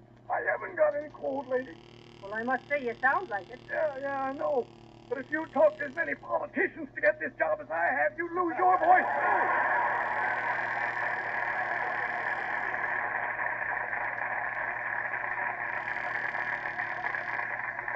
Who was it, Molly? Radio man? No, McGee, was a man from the city. He says they're shoveling off the walks themselves, so now you won't have to. I won't have to, huh? Caesar is seeming quite happy, Miss Cupid. Was he afraid for to have shoveled the sidewalks off with snow? Sure, Mr. DePopular. Every time he sees a shovel, he gets stage fright. I can't help it, Molly. My grandmother over in Ireland was frightened by some mining tools. And what happens about that, Caesar? So when I was born, of all the 11 kids, I was the pick of the lot. Have a cigar, Nick. Thank you, Caesar. You know, Mr. DePopular, you'd think that a cold night like this, everybody'd be staying home. But that doorbell has rung 20 times at least. That is just your personal magnitude, Cupid. I'm for to flattening you, I think, but you're right. How do you mean she's right, Nick? Well, this is very fine evening for not going someplace. This is what I'm thinking myself. I'm thinking this is such a bad night with cold and snowing that no people who is smart with brains is staying home. So that's why I'm here. You grab me? No, not exactly, but never mind. I hear you served a nice dinner in your restaurant on Washington's birthday, Mr. DePopular. Oh, sure, Cupid. Judge Washington, he was a great man, I'm thinking. Indeed he was. But you Americans have a lot of great patriots, like Abraham Lincoln, Brickwall Jackson, Jock Dempsey, and this Tarzan with the monkeys. These are great people. Yep, you had some pretty good Greek people, too, Nick. Helen of Troy, for instance. No, Peter. Helen of Troy, she was a bad Cupid, I'm thinking. Oh, but she was beautiful, Mr. DePopular. They say she had a face that launched 1,000 ships. If she is forced to having her lunch on 1,000 boats, she's crazy from sailors, like my first Mrs. DePopulous was. Why, what'd she do, Nick? Well, she's running away from me with a uniform with a Navy sailor inside. Oh. Yes, you know, all ladies is foolish from sailors, Cupid. Perhaps except you. And I'm not so sure I'm talking sense when I'm saying that. Oh, is that so? Well, that's probably why Molly fell for me, Nick. I used to be a boatswain's mate on the old Susan USS Peoria. No. I mind the time one day when we docked down at Rio de Janeiro with... Heavenly days. If this isn't the radio man, I don't know what I... Oh, hello, Molly. How do you do, Mr. Wilcox? Hi, Harper. What can we do for you? Well, you see, your radio being broken, I couldn't make an announcement over it, so I just ran over from the studio to tell you that Mark Kelly's going to have our little solo violinist, Audrey Call, play her own version of Dinner for One, Please, James. Dinner for one, please, James, huh? Dinners for one is not so good for restaurant business, Will Scott. No, I guess not. I'm much more pleased if this little fiddle Cupid is playing banquet for 500 people. Well, let me go right ahead, Mr. Wilcox. All right, okay, Audrey.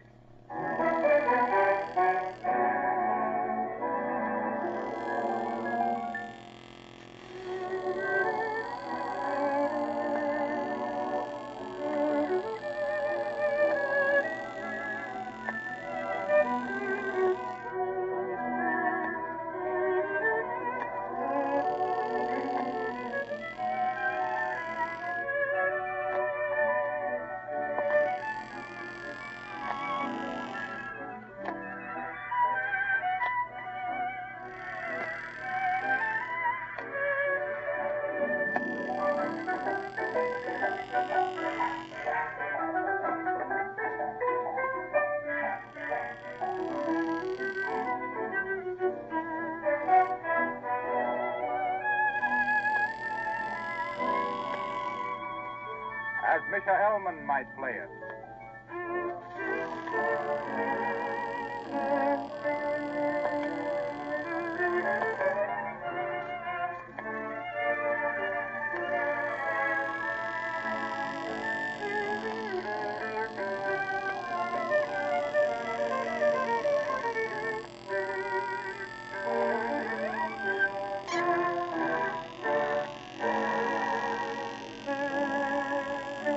In the hot middle manner of Joe Venuti.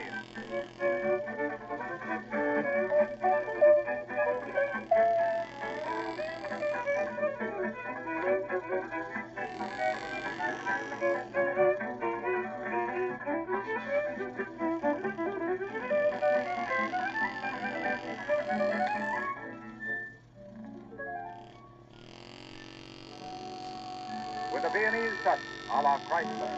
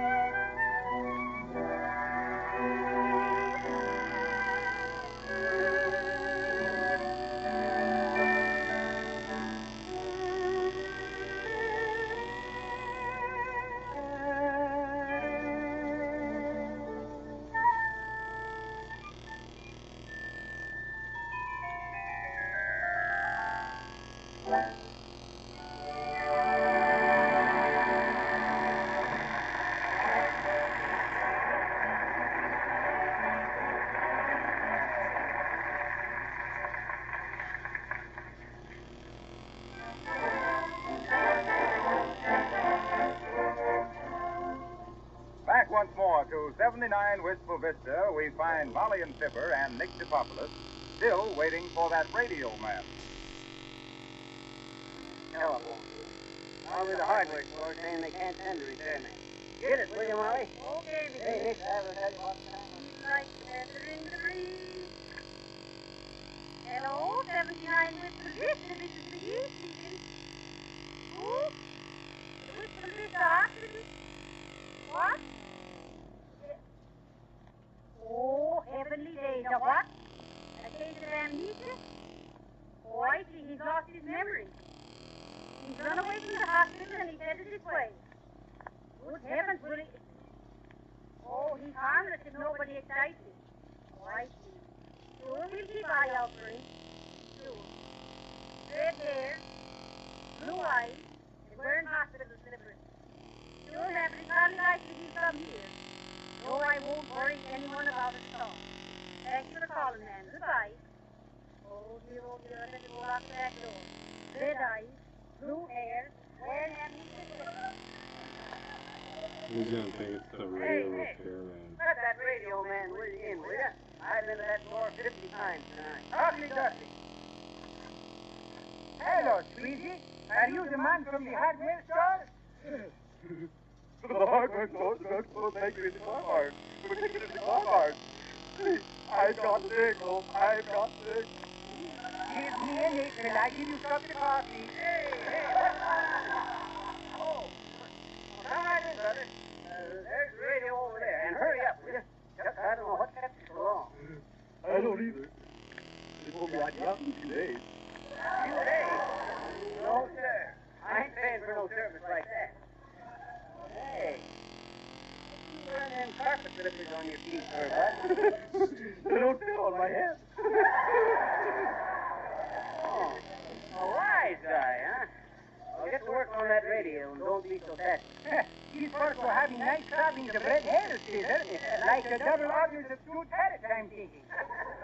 Oh, well, I don't care what color his hair is. It's this. What you staring at, bud? With a lovely painting on the wall. So realistic. Moonlight on the stove. Oh. That ain't no painting, brother. You're looking out the window. Oh. What am I doing here? What do you mean, what are you doing here? I ain't got time now, Molly. This guy comes over here to fix the radio, and then he asks what he's here for. Go on, get at it, bud. And you know me. What are you talking about? Are you kidding me? I believe I will if you don't mind. Caesar, you're always giving people your eyes apples, and now you're supposed to having some of my own medicine. Madam, I don't believe I want any right now. You dear, I better call the hospital. Hey, listen, son. You see, Mr. DePopoulos, while I make the phone call. Sure, listen, bud. You fix that radio and quit clowning around, you hear me? Oh, yes. Radio. Where is it? Where is it? He's asking where is the radio cabinet, and he is having his hand leaning on it with both elbows. He's a smart track wise, Alex. Here, bud. Now quit the joshing and get to work. Here's a hammer and a screwdriver and stuff. Forgot about them anvils. I'll stand here and supervise the job. You know, I used to be quite a radio hand myself, Nick. No, is that so? Yep, I invented the Pipper filament. The tools of the future, they call it. Pipper filament, fabricated for finer facility and frequency, flexibility, famous in the field for foiling, sputtering, paint, hey. Now step on it there, brother. Yes, indeed. Do you see something what is the matter, radio keeper? Oh, yes, indeed. Oh, yes, indeed. This tube is absolutely gone, I think. Hey, Yes, absolutely gone. what's the idea of fussing up that tube, Bud? I could And this one, too, I believe. Very weak. Oh, very, very weak. What's this done? You busted all in through. Oh, don't worry. You're aboard of this lamp. Huh? Hey, go easy there. You busted the lamp. Hey, no. I don't like lamps. Why? What's the idea? Are you ribbing me, brother? Oh, no, indeed. Now, this tube here is broken. What do you mean, broken? It ain't nothing. Why, it is too. Hey, what's the idea? This is very comical way for fixing radios, I believe. Oh, I'll say so. Now, you listen to me. Quiet.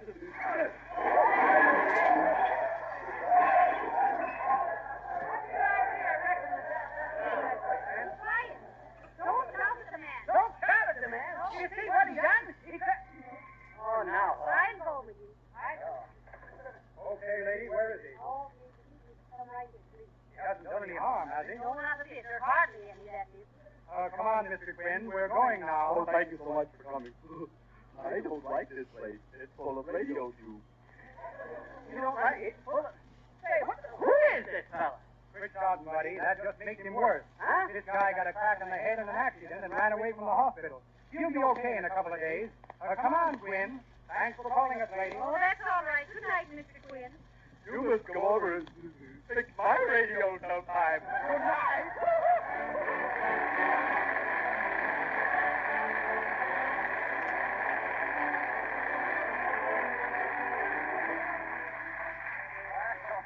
Now, if we'll be forgiven for getting serious for just a moment, I would like to say, just try Johnson's Local on your kitchen linoleum and see if your family and friends don't compliment you on the looks of your floor.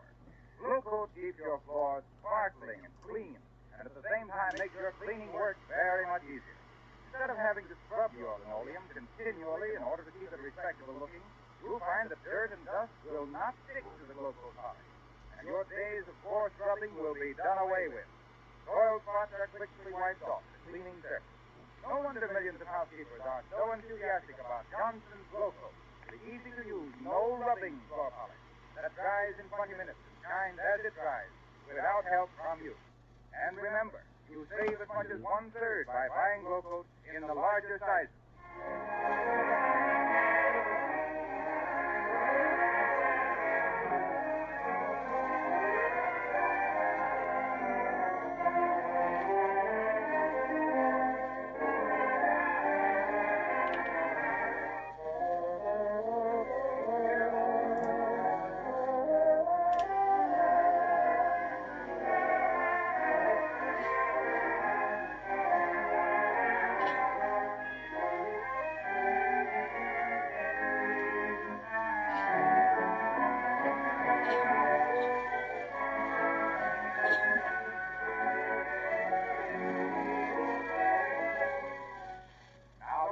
Next week at this same hour, you have another rendezvous with the ribbing, romping McGee's. Until then, may we remind you that just as the best housekeepers use Johnson's Wax and Johnson's Local to keep their houses clean and shining, so the most particular car owners keep their cars sparkling with Johnson's Auto Wax and Cleaner. This is Harlow Wilcox, the voice of Wax Experience, saying good night.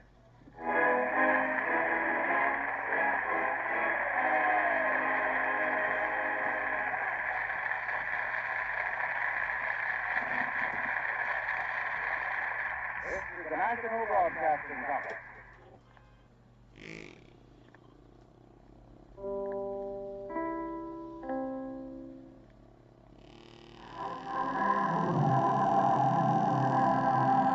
The Johnson Wax Program.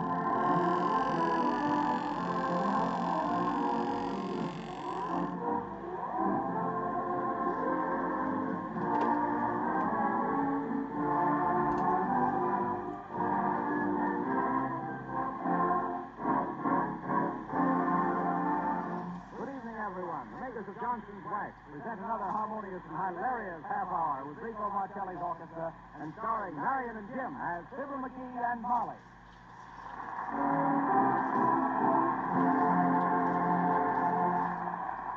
Later in our program, I want to tell you about a free gift that we have for everybody, especially the children. And now Marcelli and his men start things off with Whose Money Are You? Wrap it up, Rico.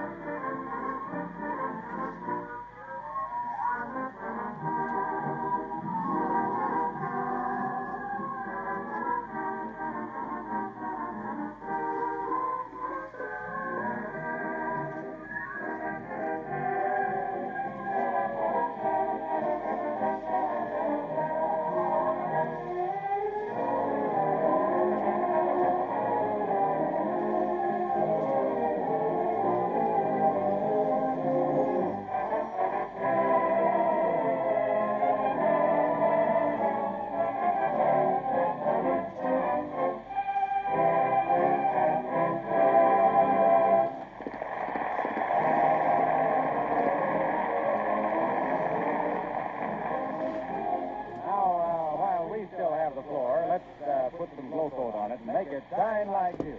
If your floors are polished and clean, they radiate brightness, make the whole house a pleasanter place to live in. It's so easy to keep floors and linoleum in perfect condition if you use Johnson's Glow Coat. This remarkable no-rubbing polish dries in 20 minutes and shines as it dries without help from you. You merely spread a little glow coat lightly over the floor surface with a soft cloth or the special glow coat applier. Then forget about it for 20 minutes. Come back again and see the bright, beautiful glow coat polish dry and ready to walk on. Dirt and dust can't get a foothold on a floor protected with glow coat. The luster lasts for weeks at a time and saves you hours of floor cleaning work. Look for the attractive yellow can with the lettering Johnson's Glow Coat. By the way, remember, you save money by buying the larger sizes.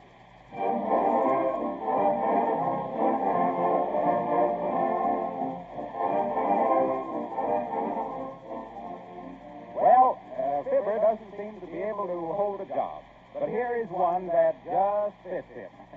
So, if your doorbell rings, better not answer it for a while. Fibber McGee, the demon salesman, is at large at the corner of 14th and Oak Street, Wistful Vista. He and Moxie are about to make their first call to sell encyclopedias. See, how's that 3 o'clock go? When I open the door, I say, "Good afternoon, ma'am. Are you a college woman or a college man?" Case may be. And I say, "And these 10 volumes are stored up the entire week." Oh, I got it. What's the name of that volume you got on top there, ma'am? A-to-C-R-U-M. A to Crumb.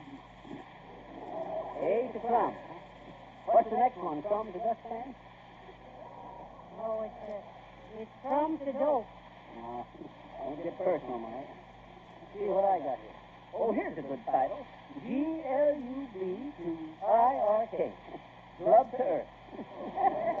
I think this is the one I'll show 'em. Glub to Earth. Then I can say, "Lady," I'll say, "into this here single volume," I'll say, "is the entire sum of the world's knowledge on all subjects from glove to earth." Glove, she'll say? Why, sure, I'll say. Glove. All kinds of gloves. Boxing gloves, golf gloves. Oh, McGee, skip the glove and go to work. Where do you think we ought to start, Molly? Oh, I don't know, McGee. I don't suppose it makes any difference. How about this house here? Oh, okay, Molly. Come on. I'm going to get a big kick out of this. I wouldn't be a bit surprised. Don't be like that, Molly. Wait till I start the old McGee salesmanship on to 'em. All right, ring the bell. Do I look confident, Molly? No, you look scared to death. Why? No, I just asked. The book says to assume air confidence. Oh, good afternoon. Well,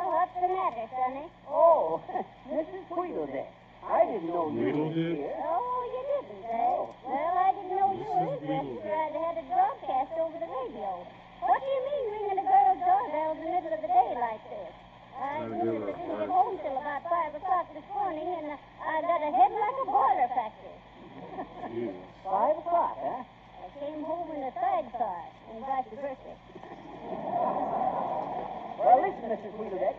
Are you a college man? Are you a college girl? College? Oh, yes. Ring more. Ring more what? McGee. You being a college gal, Mrs. Wheelerdeck, you'd be interested in this here encyclopedia. In these 10 volumes is stored up the accumulated wisdom of the ages, Mrs. Wheelerdeck, the sum of human knowledge since time immemorial. With your background, the university training, Mrs. Wheelerdeck, Now, wait a minute, Skippy. I only learned one word in college that ever done me any good in the world. It's the one word that every girl ought to learn first, remember always, and use frequently. What's the word? No. Can you beat that, Molly? I thought I had her going for a minute there. Then you found she had you going. Nice going, McGee. Fine salesmanship. Oh, well. Book says don't let a few failures get you down. I got the law of averages onto my side, Molly. I don't think it's being enforced these days, McGee. Try this place. Okay. Where's the doorbell? There isn't any. Use the knocker. Okay. Open up there, whoever you are. This here's Old Man Opportunity knocking, and he knocks but once. Belly, please. Nobody home. Hey, what you mean there's no... Oh, well. There must be a chink in your armor, McGee. Never mind, Molly. I'll show you yet. Now, here. Here's a nice, prosperous-looking joint. Now remember what the book says, McGee. Look 'em right in the eyes and... Well, what's your racket? Speak up, McGee. Good afternoon, sir. Are you a college man? Yeah. University of Alcatraz. Heavenly days, Alcatraz. That's a good school, bud. Lots of my friends went there. You being a college man, you'll be interested in this here encyclopedia. In these 10 volumes, bud, is stored up... Zip it, Dopey. I've been stored up too long myself to be interested, see? McGee, don't you know where Alcatraz is? Sure. The college in Pennsylvania, ain't it? Oh, California. And it's the same as Leavenworth, without the fear of applied electricity. And you said a lot of your friends went there. How'd I know you? Hey, Molly, how about this house there? Looks good, McGee. Heavenly days, I hope you get a chance to use the rest of that sales talk. I haven't heard but the first 2 lines yet. Now, don't worry, you'll hear it. Maybe you better let me try this one, McGee. Oh, you ain't had experience enough. You see, what you got to do is... Hi, mister. What you want? Oh, hi there, sis. Are you a college woman? Is your mom home? I said, is your mother home? She ain't my mother, she's my aunt. Well, then is your aunt home?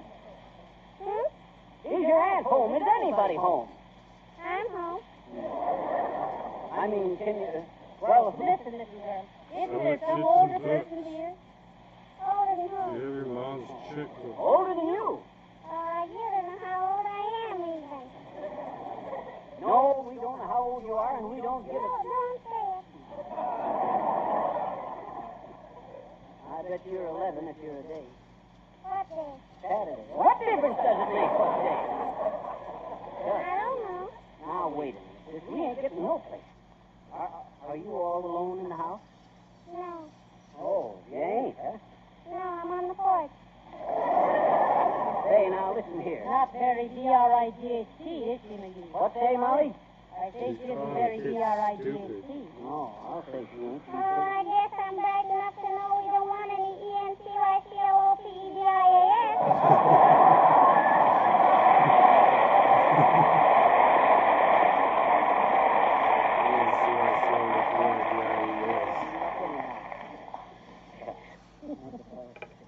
McGee, stop muttering in your beard. I haven't got a beard. Well, you will have by the time you sell your first book, I think. Oh, shucks, Molly. Let's go home. Oh, no. Now, remember what the instruction book says. Don't be discouraged if you rebuff. Rebuff? Not so loud, Molly. Harpo Wilcox might hear you and start talking about Gloko. No rubbing, no rebuffing. How's this next house? Well, let's try it. Maybe that there college approach ain't right, Molly. Oh, well, the instruction book says... Oh, how do, mister? Are you a college... Oh, Nick the Popular.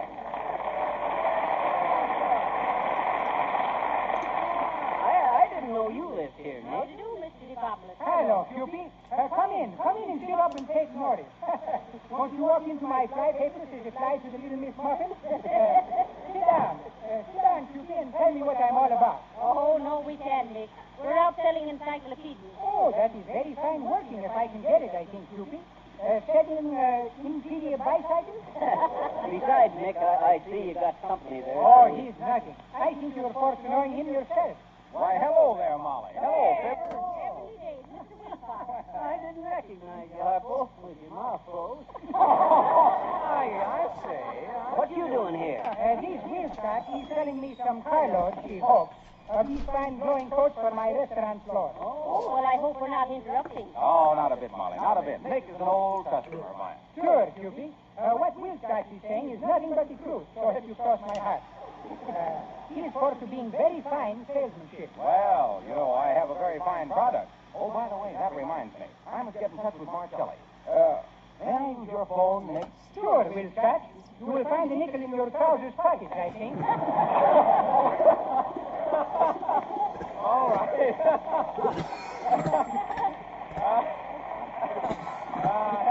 Hello, operator. Operator, give me NBC. Thanks. Studio A, please. You know, Molly, I was just coming. Oh, hello, Rico. Rico, it's time to play that swell number that was submitted in your amateur contest. You know, I'll Feast My Eyes on You.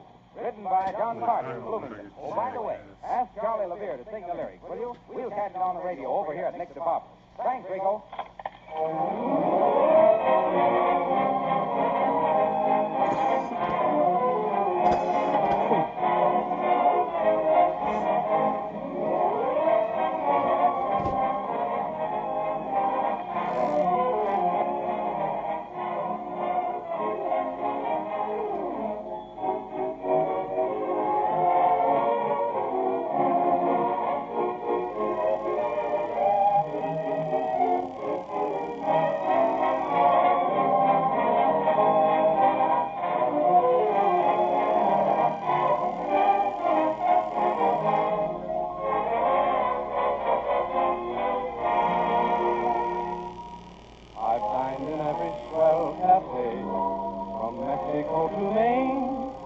I've lunched in many ritzy clubs where all the rich guys entertain.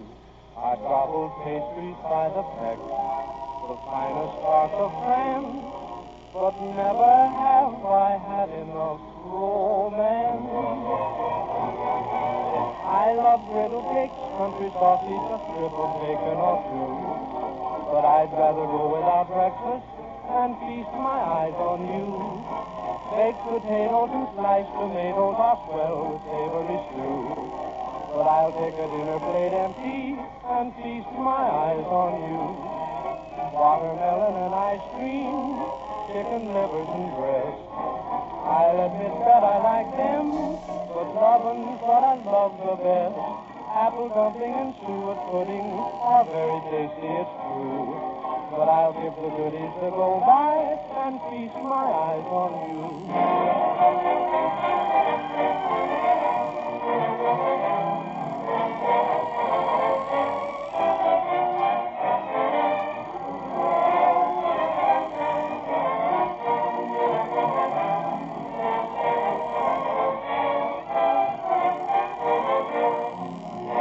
Let's have strawberry shortcake, that's my daily request. I love strawberry shortcake, but lovin's what I love the best. Orange marmalade, pickled peaches are very tasty, it's true, but I'll give the goodies to go by and feast my eyes on you.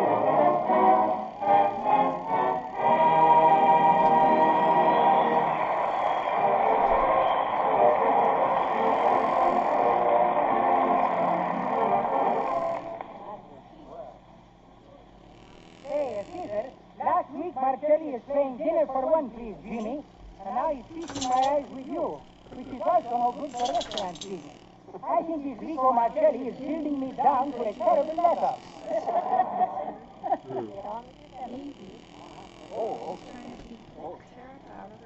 You a college man, Nick? College man? No. No? No, it's a funny thing, Peter. There is perhaps more college men in Greece than Greece is college men. You grab me? This is for the same reason that the colleges has got many fine Alpha Beta Gamma clubs, while us Greek people, we are forced to join in these Rotary clubs. So I'm going round and round. Yeah. Well, as I was saying, Nick, you not being a college man, owning a set of encyclopedias like these here will give you the background you need. Because in these 10 volumes is stored up the accumulated wisdom of the ages, the sum of human knowledge since time immemorial. I'm sitting on an England pin, Scissor, so I'll get to the point. Okay. Oh, yeah. In these 10 volumes is stored up the accumulated wisdom. Dad, Rabbit, if you two quit interrupting me, I could finish. Not both. In these 10 volumes is stored up the 10 books, a volume 3 times is now 30 books, I'm thinking. Quiet, Nick. Sure, Scissor. I'm being as quiet as a rat. You too, Cupid. Okay. In these 10 volumes is stored the accumulated wisdom of the ages, the sum of human knowledge since time immemorial. And in these 10 volumes is stored up... Oh, with your background. Oh, yes. With your background... No, Molly, that's where you switch if you ain't a college man. These books, my friend, will give you the background you need for your daily affairs, your social contacts, and your business associations. Sure, I know these business assassinations, Caesar. They've been after me to join the Chamber of Shameless. Chamber of Commerce. Chamber of Shameless. In these 10 chambers of commerce... But who's selling this anyway? Nobody, I'm thinking, Caesar. Anyway, Nick, these encyclopedias is hot stuff. Tells you anything you want to know. Is that so? Why, sure, Nick. It's got something about everything in it. For instance, it tells you how far the sun is from the Earth. 93,100,000 miles. And still I'm forgetting sunburn on a swimming beach. This is a wonderful book, Caesar. I'll say so, Nick. Now, suppose you ask me a question, and I'll snap you the answer so quick it'll make your head dizzy. Awfully ducky. Let's see now. Get a hard one. Why is this? That a man is holding up some drinking glass and he's saying, here's to you, and then he is drinking it himself, and you don't get some. Also, you are saying, here's mud in my eye, and it's only beard on my neck, maybe. It's all very confusing. What is the meaning of these things? That's a very reasonable question. Look it up, McGee. Look it up where? Where to find that in an encyclopedia? This book is not so good. It's simple things like that. It's got to have no answers in it. He's right, McGee. Where did the toast Must be come in the book from? someplace. Damn it, now I I'll want to see if know. I can find it. Let's see now. Mud in your eye. That'd come under mud. Encyclopedias suck. Did you bring the Nips to Opie volume? No, I've got nothing between Split the Globe and Walt's is. These books is for having very funny names, I'm thinking. Maybe you can look up something about restaurant business in Zook to Nuts. I'm sorry, Nick. I got the mud volume here. I'll look it up for you when I get home. I'll look it up in the mud volume and give you the dirt later.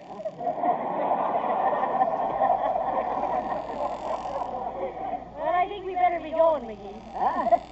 You've got to send some books someplace. Oh, no, I ain't no hurry, Molly. Nick's got a nice, comfortable place here. McGee. And while I hate to leave it, I guess we better get on with the stuff.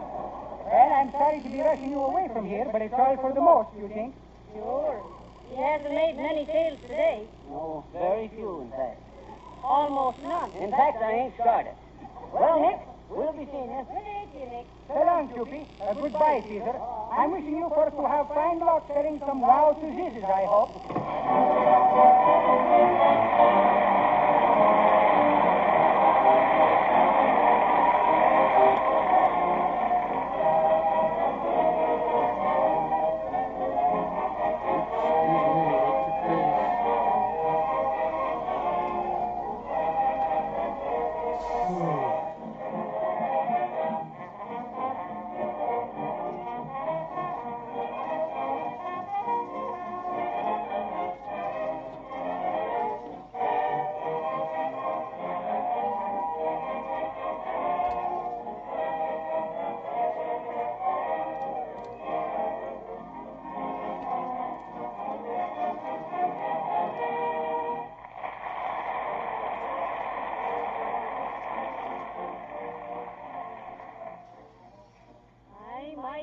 nice big house, McGee.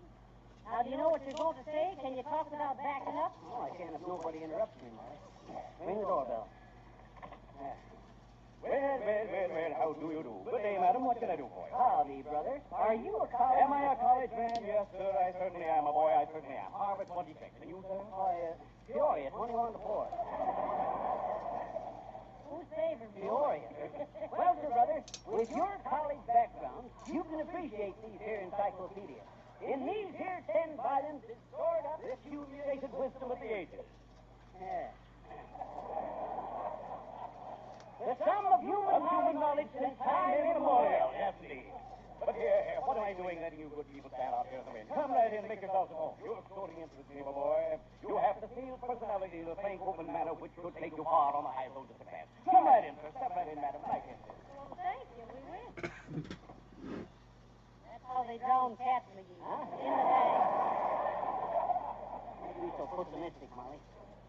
This feller is a good. He's right. Now, let me see, sir. You were saying... I was saying, brother, that you being a college man, with your background, you could appreciate these here encyclopedias. In these 10 volumes is stored up... Yes. I know. What encyclopedias are these, my friend?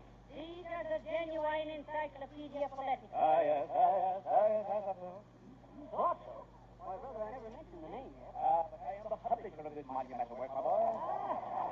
I am J. Follansby Follett, compiler and publisher of the Encyclopedia Phonetica. So scholarly, erudite, and esoteric of all compendiums, if I may say so. You may. I thought I was going to make a sale, but you turned out to be the boss. Now, in your own personal set of the Encyclopedia Phonetica... Well, yes, but McGee don't own a set of it himself, Mr. Follett. You see, Chief, I just thought... A college salesman who doesn't own a phonetica? But you know, my boy, that without a thorough study of this work, no man, no woman, no child can hope by any stretch of the imagination to become aware of success. Right here at your fingertips are the secrets of mankind, wrested from the unwilling hands of the infidel, torn from the souls of distant lands, rescued from the costly ruins of antiquity. Attention all units, you're going to be looking for a 2011 grade 4 Explorer auto license plate of Charles Young Tom Adams 73, registered to Rudin vs. Herbert. Chaffee County received a text from 911 that a female party had been severely beaten and her son was taken by the male party versus Herbert. Unknown location at this time of kidnapped party, Golden Dozen, South Male. There is an opportunity to contact or shot to Chaffee And you know, my boy, no man, can afford not to have for his very own, his own precious heirloom, a golden boon to be handed down from father to son, generation to generation. And you, a pilot representative, have been going through life without this magnificent heritage of the ages. Geez, Molly, we ought to own a set of them books. Now, listen, McGee, don't fall Now, my dear boy, Set. I will practically make you a gift of the deduction set of the Encyclopedia Phonetica. To you, sir, only $323.50 and 3 years of pay. And all this, my boy, because you have impressed me with your honesty and Expensive damn books. Probably $300 today. I know. You're about to insist on paying the regular price. Your Hard honesty copy and of my boy. Now, here's the actual pen. encyclopedias for $30 directly from That's it, my China. boy. That's But, it. McGee, how can we Let me pay assure for you that you'll never regret this purchase the last day of your life. There you are, Chief. And here are your books. There we are. Good day, sir and madam. And watch that top step.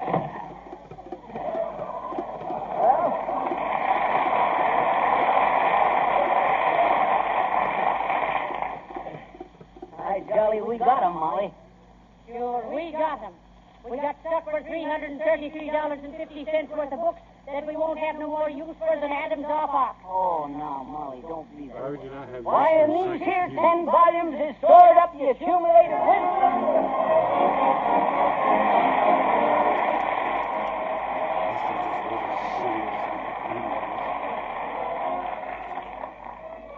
Now, about the free gift that we have for you, especially the youngsters.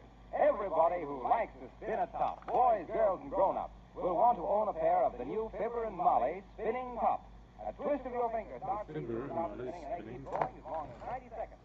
I looked those up on eBay. To the floor.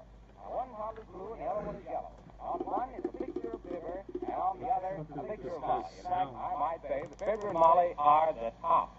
Oh, Harpo. Top. Well, listen, it's fun to spin one against the other and see which will go the longest. Now, here's the way to get these two Fibber and Molly tops free. Buy a can of the wonderful no-rubbing floor polish Glow Coat in the pint size or larger. Lay a thin piece of paper over the face of the can and trace the letters Johnson's Glow Coat. Send your tracing of the two words Johnson's Glow Coat to Fibber and Molly in care of this station. You'll receive two of these clever spinning tops free. Trace the lettering with pencil if you like. You don't have to do a fancy job. Even a child can easily trace the words from a regular can of Glow Coat. Then, mail the tracing to Fibber and Molly in care of this station, and you'll get these two clever little tops free of charge. And now, Mark Kelly and his men give us March winds and April showers. Take it, Rico.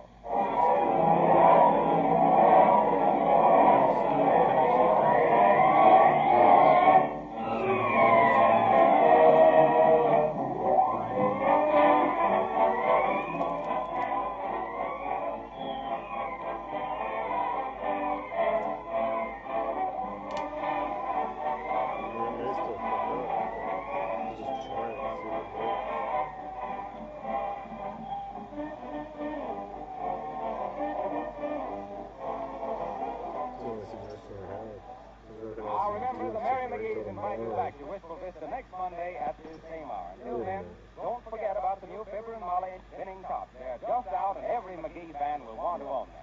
On one of these little tops is a picture of Fibber, and on the other, a picture of Molly. These tops are not for sale in stores. You can't buy them, but you can get two of them free just by tracing the word Johnson's Glow Coat from a regular can of Glow Coat, pint size or larger. Send this tracing to Fibber and Molly in care of this station. You'll receive a pair of Fibber McGee and Molly spinning tops free. This offer expires April 30th. Harlow Wilcox, one of the floor horsemen who knows his oath is Glow Coat. Good night.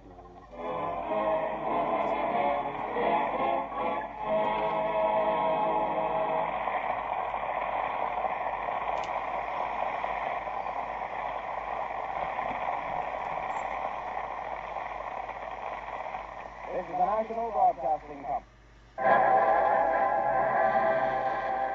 Johnson Wax Program.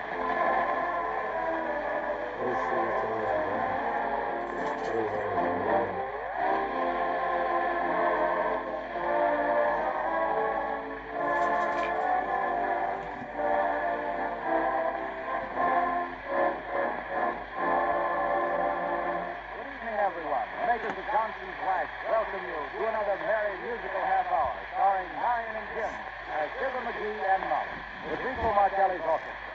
Marcelli opens the show with You're My Lucky Song. Time, Rico.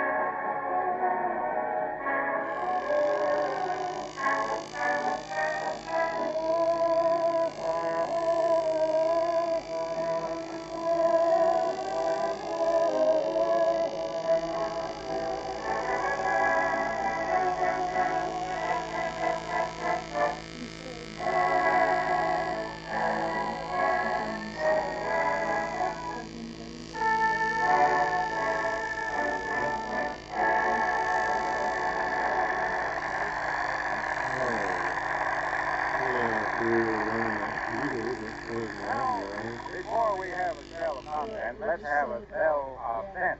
It's GLO-COAT. By the way, how long has it been since you polished your floors and linoleum?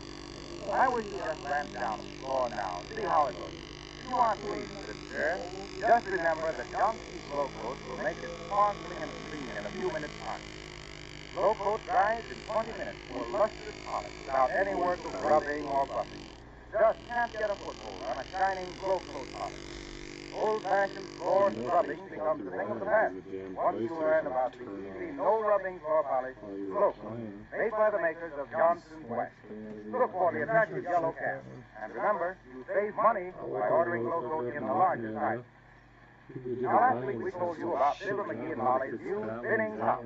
Well, already thousands of Glow Coat users have sent for a pair of these little spinning tops. Boys, girls, and grown-ups, too, are having a lot of fun racing one top against the other. Later, I'll tell you how you can get two of these little Fibber and Molly tops free.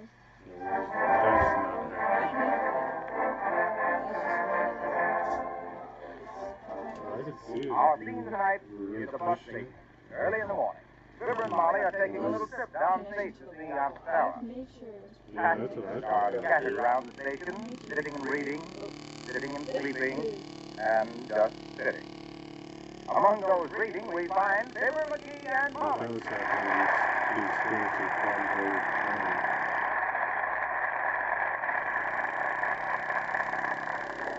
Hey, Molly. See this headline? What's that? Elevator strike spreads to the Middle West. Yep, it was bad enough in New York when I was there the other day. Did you see anything of it? Did I? I learned never to wear a blue shirt suit during an elevator strike. Why not? You gotta slide down too many banners. I found 3 gals following me, looking at the seat of my trousers and powdering their noses. Well, I'm glad you're right someplace.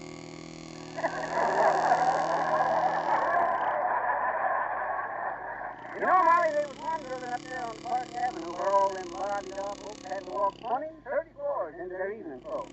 A bunch of social blind. Yep, top hats, white ties, and tail stripes. There's you, folks. Oh, sir. What is You're waiting the next 318 bus? Just come in here to read time, Don't pay any attention to him, mister. Yes, we're taking the 318. Oh, that's okay. I just wanted to tell you to keep your wits about you. Huh? What for, bud? Well, don't look now, but I'm a detective for the bus line. Heavenly days, the detective. Kind of a rumble-feet dick, huh, bud? I just wanted to warn you to watch your valuables. Carrying much money with you? Oh, I'm carrying about 37. Why did you ask, Mr. Detective? Well, you see, we've had a few pickpockets on the bus lines lately, so I just thought I'd warn you. There's nothing will probably happen. Real nice of him to warn us now, wasn't it? Oh, I don't know. I guess I can take care of myself. I'll never forget the last time a fella tried to pick my pocket. I carried his thumb on my watch chain for years. Another time I was riding the subway from Times Square to Bowling Green when Oh, hello there, Geraldine. Hello there. We haven't seen you here at the bus station. The girl said he'd meet me here when I got off the bus, but I don't see him anywhere. The girl says before we were married, he could always remember where to meet me. But now my station in life has changed. Isn't that just true to his good warning, is it, Ellen? Yeah, but where did the girl says it's getting so almost everybody in radio travels by bus. He says it's really just an old food coat. Isn't that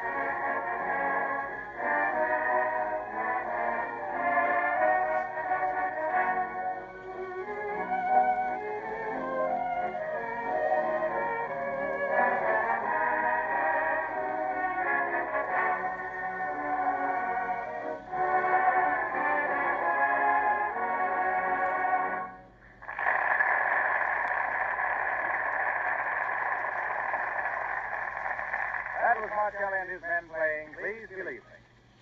Now back in the bus station, we find Fibber McGee and Molly watching the bus pull in. Come on, McGee, and hang on to your money. Or better still, let me carry it. Hey, what's the idea? Ain't I old enough to carry my own money? No. Getting into your pocket would be child's play, as the baby kangaroo said to its mama. I'd like to see somebody try to take my role. Hey, quit shoving there, you. Take it easy, brother. It's just me. Oh, it's the bus detective. Is this the bus to Jamestown? Sure. They're calling it now. All ready for the 318, leaving immediately for Schenectady, Elmira, Horses Head, train to Jamestown. Please show the driver your ticket. All hand baggage must be stored in baggage compartment. Board, please. Up you go. Albany, Schenectady, all board. There you go. Atta, gal. My. Looks real comfortable in here, doesn't it, McGee? Yeah, you bet you, Molly. Oh, we come a long way since the old jitney bus. Watch your step, McGee. Oh, excuse me, man. Oh, Mrs. Tweedledee. Excuse Why me. don't you look where you're going, cowboy? If I wanted folks to stomp on my toes, I'd have put walnuts on them. Well, just can't go any place without some salesman trying to scrape up an acquaintance. So you'd better be careful, you master you, or they'll have to scrape you up. The last traveling salesman tried that. I slapped him so hard he thought he was riding in a planetarium. Now go and sit down, Felicia, and leave a girl to her dreams. Okay. Over here, McGee. Here's the seat. And we're off. Good. Now for a good rest till we get to Jamestown, Molly. You know, I always wanted to take me a long trip onto one of these buses. Oh, dear. Well, how about a little snooze, Molly? You look kind of sleepy. I am sleepy, McGee. I can hardly keep my eyes open. Oh, dear. I'll never forget the time I was riding on the stage. All right, McGee. Good night, dear. Good night, Molly.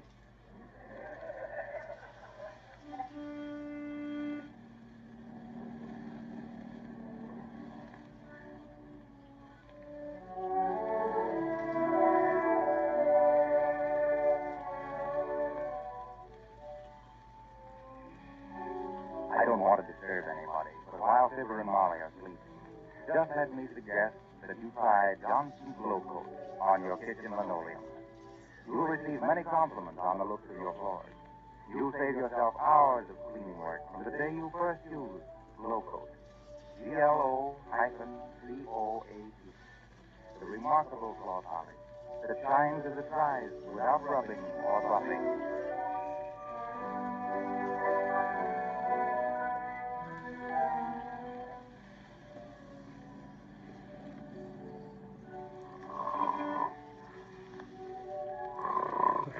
What the hell kind of corn is that? Crappy car horn. I'll get off the next stop and buy me some cigars. I think this is the episode where he thinks he lost his wallet. Hey. Molly just took it so he wouldn't lose it. Hey, who took my... Dad, my money's gone. Oh, sure. No, I wish I had let Molly take care of it. Got my pocket picked like a simp. Oh, shucks. What am I... Molly. Hey, Molly. Found this for it. Now what'll I do? I gotta get some money someplace. Hey, brother. What's the matter? Listen, have you seen anything of a pocket... Talk louder. Have you seen anything of a pocketbook about... What, say? I said, have you seen anything of a pocketbook about... No, I don't want the book. I got the book. No, a pocketbook. Have you seen one? Louder, I can't hear you. Have you seen a pocketbook about... Did you find some dough? What? Dough. And if you can't sing any better than that, I don't want to hear it. Listen, brother, I'm in a jam. I gotta find... Don't think, son. I don't smoke. Listen, brother, my name's McGee, and I just lost a wallet. A wallet with thousands of dollars in it. And what did the farmer's daughter say? What farmer's daughter? What say? Who was talking about a farmer's daughter? Well, I never been there myself, but they say it's just real pretty.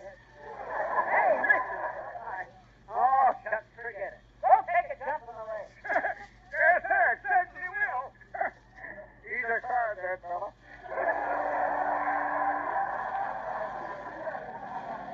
That's it, Dad. I knew which one of them birds was that pickpocket I'd been. Oh.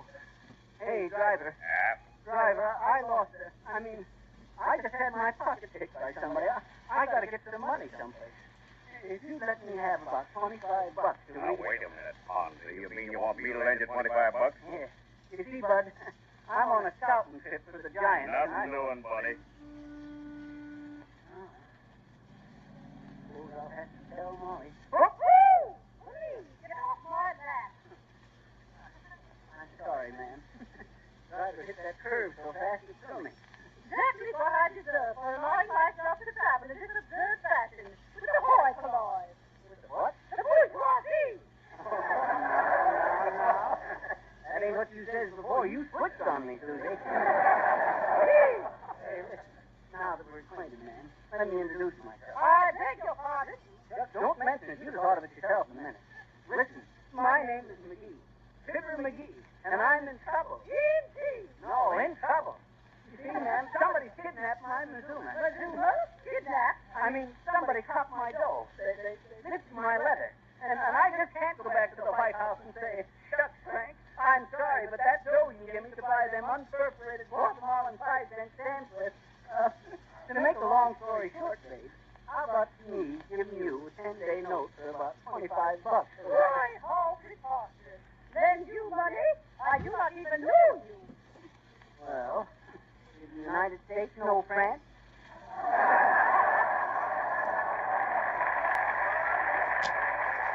Please, sir, if you don't leave at once, I shall call the driver. It won't do no good, ma'am. I tried here. Well, nothing doing here. I'll see you later, babe. I should hope not. Okay, if you want to get stuffy about it. I'd have given you 60 cents. I wonder if I ought to wake Molly up and tell her. No, I won't do it. I'll get some money somehow. Get out of the way there, little girl. You mustn't stand in the aisle of the bus like that. Like what? Like you. Just don't stand around in the aisle that way, that's all. Well, you're in the aisle. Oh, I know, but I'm looking for something. What? A pocketbook. Oh, have you seen a pocketbook laying around on the floor anyplace? Oh, a pocketbook? Was it a black one? Yes, that's the one. About this big? Yes. Where's it? With the money in it? That's the one, sis. Where is it? Hurry up. Why? Because it's mine. That's why. Hand it here. What? The pocketbook. Where is it? I don't know. I didn't see it. Hot town. What's the name of this town? This is Pottstown. Oh, Rico Marcelli. Hello, Fever. You said this is Pottstown? Yeah, Pottstown. Why? This is what I say. You hit the spot. Come on, boys. Get it.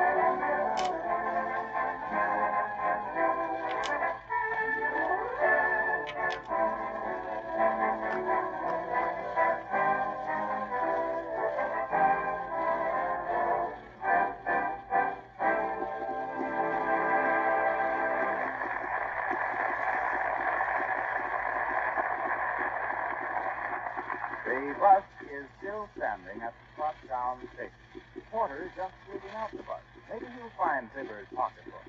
Listen. Hey, porter. Hey, boy. Yes, sir. Silly what? Yes, sir, the highest fee. You a porter for the bus lines now, sir? Yes, sir. Why, boss? On account of because I'm in trouble. I just had my pocket picked. Why? I said somebody picked my pocket. Which pocket? Well, that's it. What difference does it make which pocket? Well, it makes a lot of difference, boss. How do you figure? If you wear an overcoat? No. Yes, you see. If you ain't wearing no overcoat, you won't carry no money in it. And if somebody picks them pockets, you ain't gonna leave nothing. No kidding, Phil. I'm in a bad fix. Every cent I had was in that pocketbook. How much money you got in it? It's just enough to eat on, boss. How much is that? Nothing. I done it. You mean you ain't got any money? Yes, sir. I ain't. Well, listen. You know anybody you could ask for some? Oh, yes, sir. Sure. But I don't know anyone give me any. Listen, Phil. I'm in trouble, Philly. Don't you understand that trouble? Yes, sir. You sure do. Okay, sir. When Molly wakes up, I gotta admit I had my pocket picked. That is, unless I can get some money in the meantime. All aboard. Next stop in town. Next stop in town. What?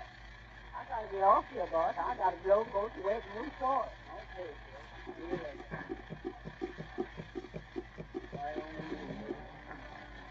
Oh, excuse me, Mrs. Wiggleret. Oh, well? Say, Mrs. Wiggleret, I don't like to ask you, but... No, sir. I'd never miss a date with a married man, Mr. Fiddle McGee. My goodness, the girl's got a hard enough time in the world without an old Louie like you coming around. That's it. I wasn't going to ask you for a date. Oh, you wasn't? No. Listen, Mrs. Wiggleret, I'm in a kind of an embarrassment. Have you got any money with you? Oh, money? Yes. First you lost the damaged girl's reputation, and now you want money. Just a gigolo, that's what you are. Oh, now you stop it. You go right back and sit down and behave. Excuse me, brother. I didn't mean to block the aisle. Not at all, my boy, not at all. Thanks, brother. Not a bit, not a bit. That's 2 bits, my boy, and 2 bits is good. For one gilt-edged sheriff. But excuse me, my little fly-by-night. Allow me to introduce myself. I'm the secretary and treasurer of the Little Angel Gold Mine Corporation. Tell me, my friend, are you a mining man? Well, I thought so. Yes, indeed, a mining man. You have, if you will permit me, my friend, all the earmarks for the great outdoors. That is, if you like the great outdoors. You may think it's great outdoors, but you need an old share on a pipe. 2 pipes, one for blowing bubbles, yes, yes. I'm always blowing bubbles, my friend, but out of these bubbles I do a vast fortune. Yes, a vast fortune. How can you do that? I've often wondered. Now, the Little Angel Gold Mining Corporation, my friend, and this I may add, is entirely confidential. Yes, entirely confidential, is issuing a small quotation of special preferred stock in the Little Angel Gold Mine. Why, my friend? Certainly, my friend. Listen, my friend. My name is Triple McGee, and I just had my pocket picked for a sum of money that I was taking out to begin an operation on an oil well project myself. Yes, oil. A fine business, oil. One of my favorite occupations. Getting out the old oil. Yes. Nice and signal, yes, indeed. Listen, as I said, I just had my pocket picked for about $15,000. $15,000, eh? Quite a tidy sum. Oh, I paid money for my 13 books myself. Now, you can see your way clear, but that's me about enough to carry me over till I get home, huh? About $35. What am I doing here? Oh, yes. I left my key to get a drink of water. Well, imagine my forgetting. Thank you. Sit on my way out these financial pads. Very refreshing. A drink of water, huh? Very refreshing water if you care for the snob, huh?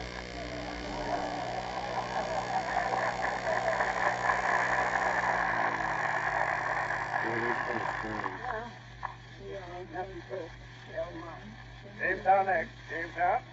Molly. Hey, Molly, wake up. Wake up. We're pretty near there. Pretty near where, Jamestown, Molly. And say, Oh, my. Just like a dog, you do. I know. Molly, I want to tell you something, Molly. What is it? What's the matter with you anyway? Well, Chuck, I hate this. Well, it wasn't my fault. What wasn't your fault? Jamestown. All out. All out. End of the line. All out for Jamestown. Shall we call a cab or walk, McGee? Might be more healthy to walk, huh? But as I hate to admit I'm a stump, Molly, but as I... Heavenly days, McGee, what are you talking about? Well, you know what that detective told us about your pocket, Molly. Yes, and that reminds me, McGee. Huh? Here's your pocketbook. What? I took it out of your pocket while you were asleep. Huh? I was afraid you'd lose it. Now, what was you saying?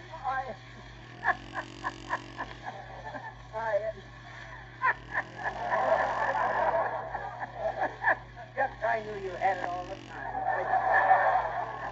Come on, let's call a cab. Let's call two cabs. 137.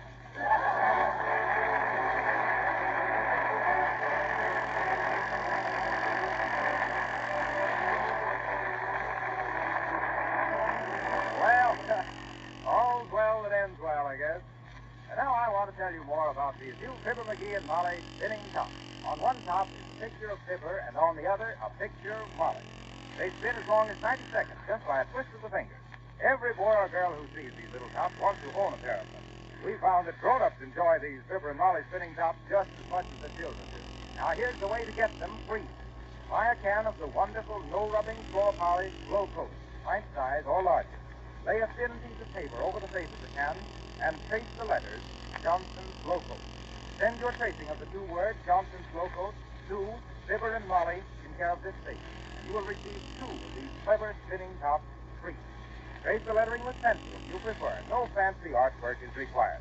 But the top cannot be sent unless you make your tracing from an actual can of Johnson's Glow Coat. Mail the tracing to Fibber and Molly in care of this station. You'll receive 2 clever little spinning tops without cost. This offer expires April 30th.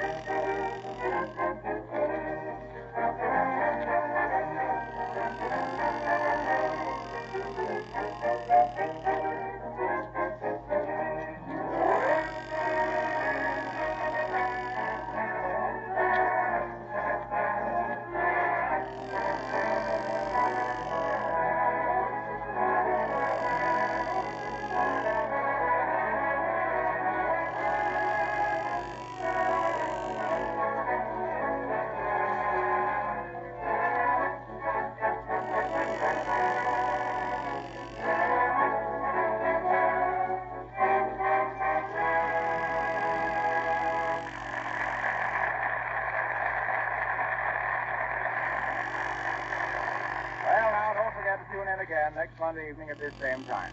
See here, the Fibber is taking a job as a check room attendant, you know. Check, check. In the meantime, may we remind you to be sure to send for your Fibber and Molly spinning tops without delay. On the yellow top is a picture of Fibber, and on the blue one, a picture of Molly. Now, you can't buy these little tops in any store. You can get 2 of them free just by tracing the word Johnson's Glow Coat from a regular can of Glow Coat, pint size or larger. But remember, the top cannot be sent to you unless you make your tracing from an actual can of Johnson's Glow Coat. Send the tracing to Fibber and Molly, care of this station, and you'll receive a pair of the Fibber, McGee, and Molly spinning tops free. This offer expires April 30th. Say, Molly, Yes? where were we going on that bus tonight, anyway? Why, we were going to Aunt Sarah's. Oh, yeah. That's where we go horseback riding. Sure, but I can't go horseback riding. No? No. Your riding breeches got too tight for me, and I gave them to Aunt Sarah. She's wearing them? Sure. Oh. Your aunt's in your... McGee.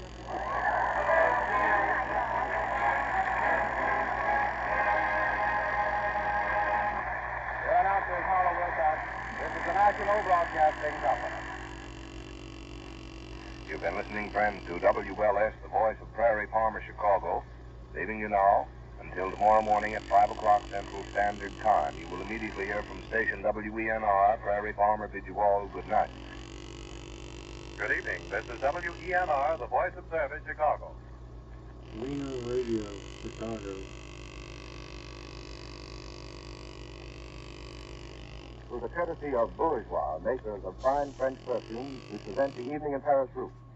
We now take you to the Evening in Paris route, where you will be greeted by the familiar voice of Morton Downey. In the spring, hearts begin to dance. Every beating heart becomes a part of Paris in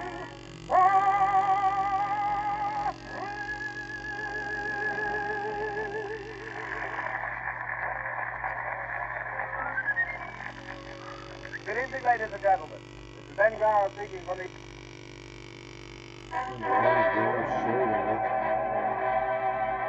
The Johnson Wax Program.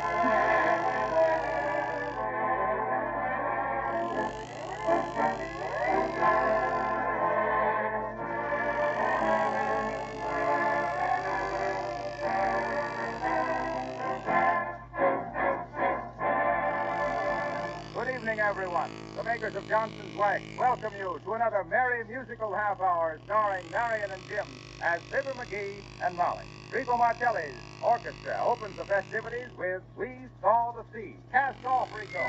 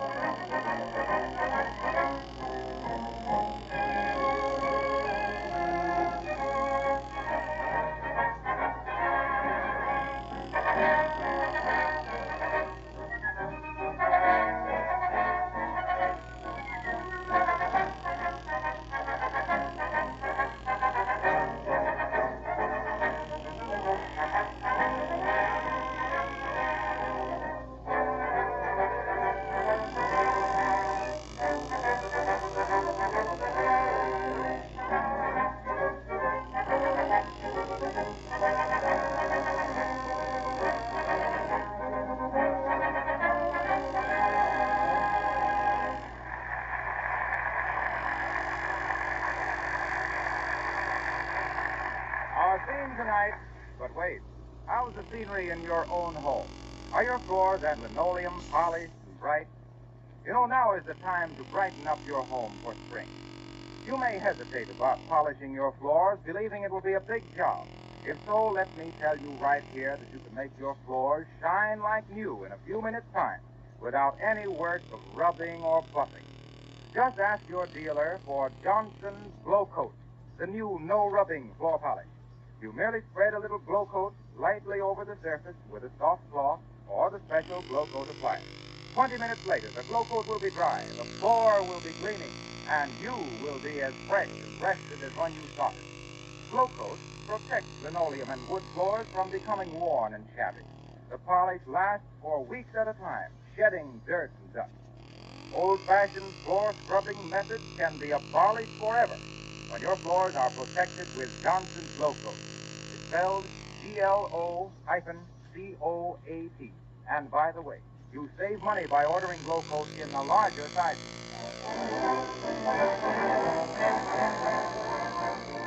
Tonight, we wander into the Wistful Vista Railroad Station and walk right to the check room. And whom do we find as temporary attendants in charge but our old friends, Check and Double Check, Fibber McGee and Molly.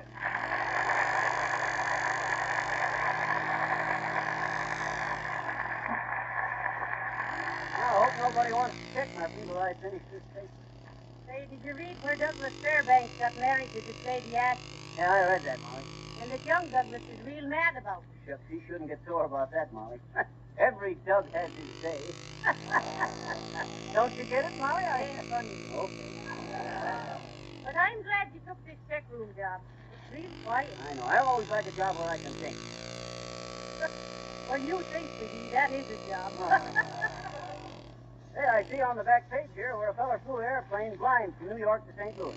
You know, that's wonderful, Molly. Knowing exactly where you are without seeing a thing. Oh, my uncle did the same thing 25 years ago. 25 years ago? Why, sure. Without a single window in the back of the patrol wagon, my uncle would say, now we're passing First Street. Now we're at Broadway going east. We've turned uptown. Stand up, boys. We're there. Excuse me, please. May I check this pigskin Gladstone with you? You betcha, brother. That's what we're here for. Serve the public. Here's your check. Thank you. I'll be back later today for it. Okay. My, no, isn't that a beautiful suit? That's a dandy. I've always liked them glad pig bag stones. Them what? Them pig stone glad bags. You mean them pig bag stone glass? That's what I said, bag pig skin stones. Stone glass skin. Here, Molly. Toss it up on the second rack there. Toss it up yourself, baby. Disabled in I'm just 3 here to keep you seconds. company. Okay, okay. I don't think Here you're you gonna go. make it. What was that? This I don't is know like unless right it was now that and big started cut glass another punch game. bowl that lady checked about a year ago. I'm just joking. Yes, sir. I'll bet they put for it. Well, why don't you Actually, go I look, think you're too David? late because And the ruin clock's my now whole like day? 3 minutes No, past. sir. I'm going to enjoy this job while I can. You want this newspaper back, McGee? No, you read what's interesting out So loud. I'm ready to get off anyway. There's nothing interesting out loud, McGee. The interesting things is always in whispers. I always said, oh, howdy, sis. What can I do for you? This check room? You betcha. Want to check something? I want to check Chauncey. Chauncey? Chauncey. Chauncey is my parent. Say hello to the nice man, Chauncey. Ah! Ma'am. Just don't pay any attention to him. When I'm not around, he's real quiet. Certainly days, I hope so. Give the lady your check, McGee. Well, no, I don't know, Molly. Checking a parrot. Here, ma'am, here's your check. Oh, well. I'll just put the cage over here, sis. Very well. He won't bother you a bit. We'll take care of him, sis. That is, unless something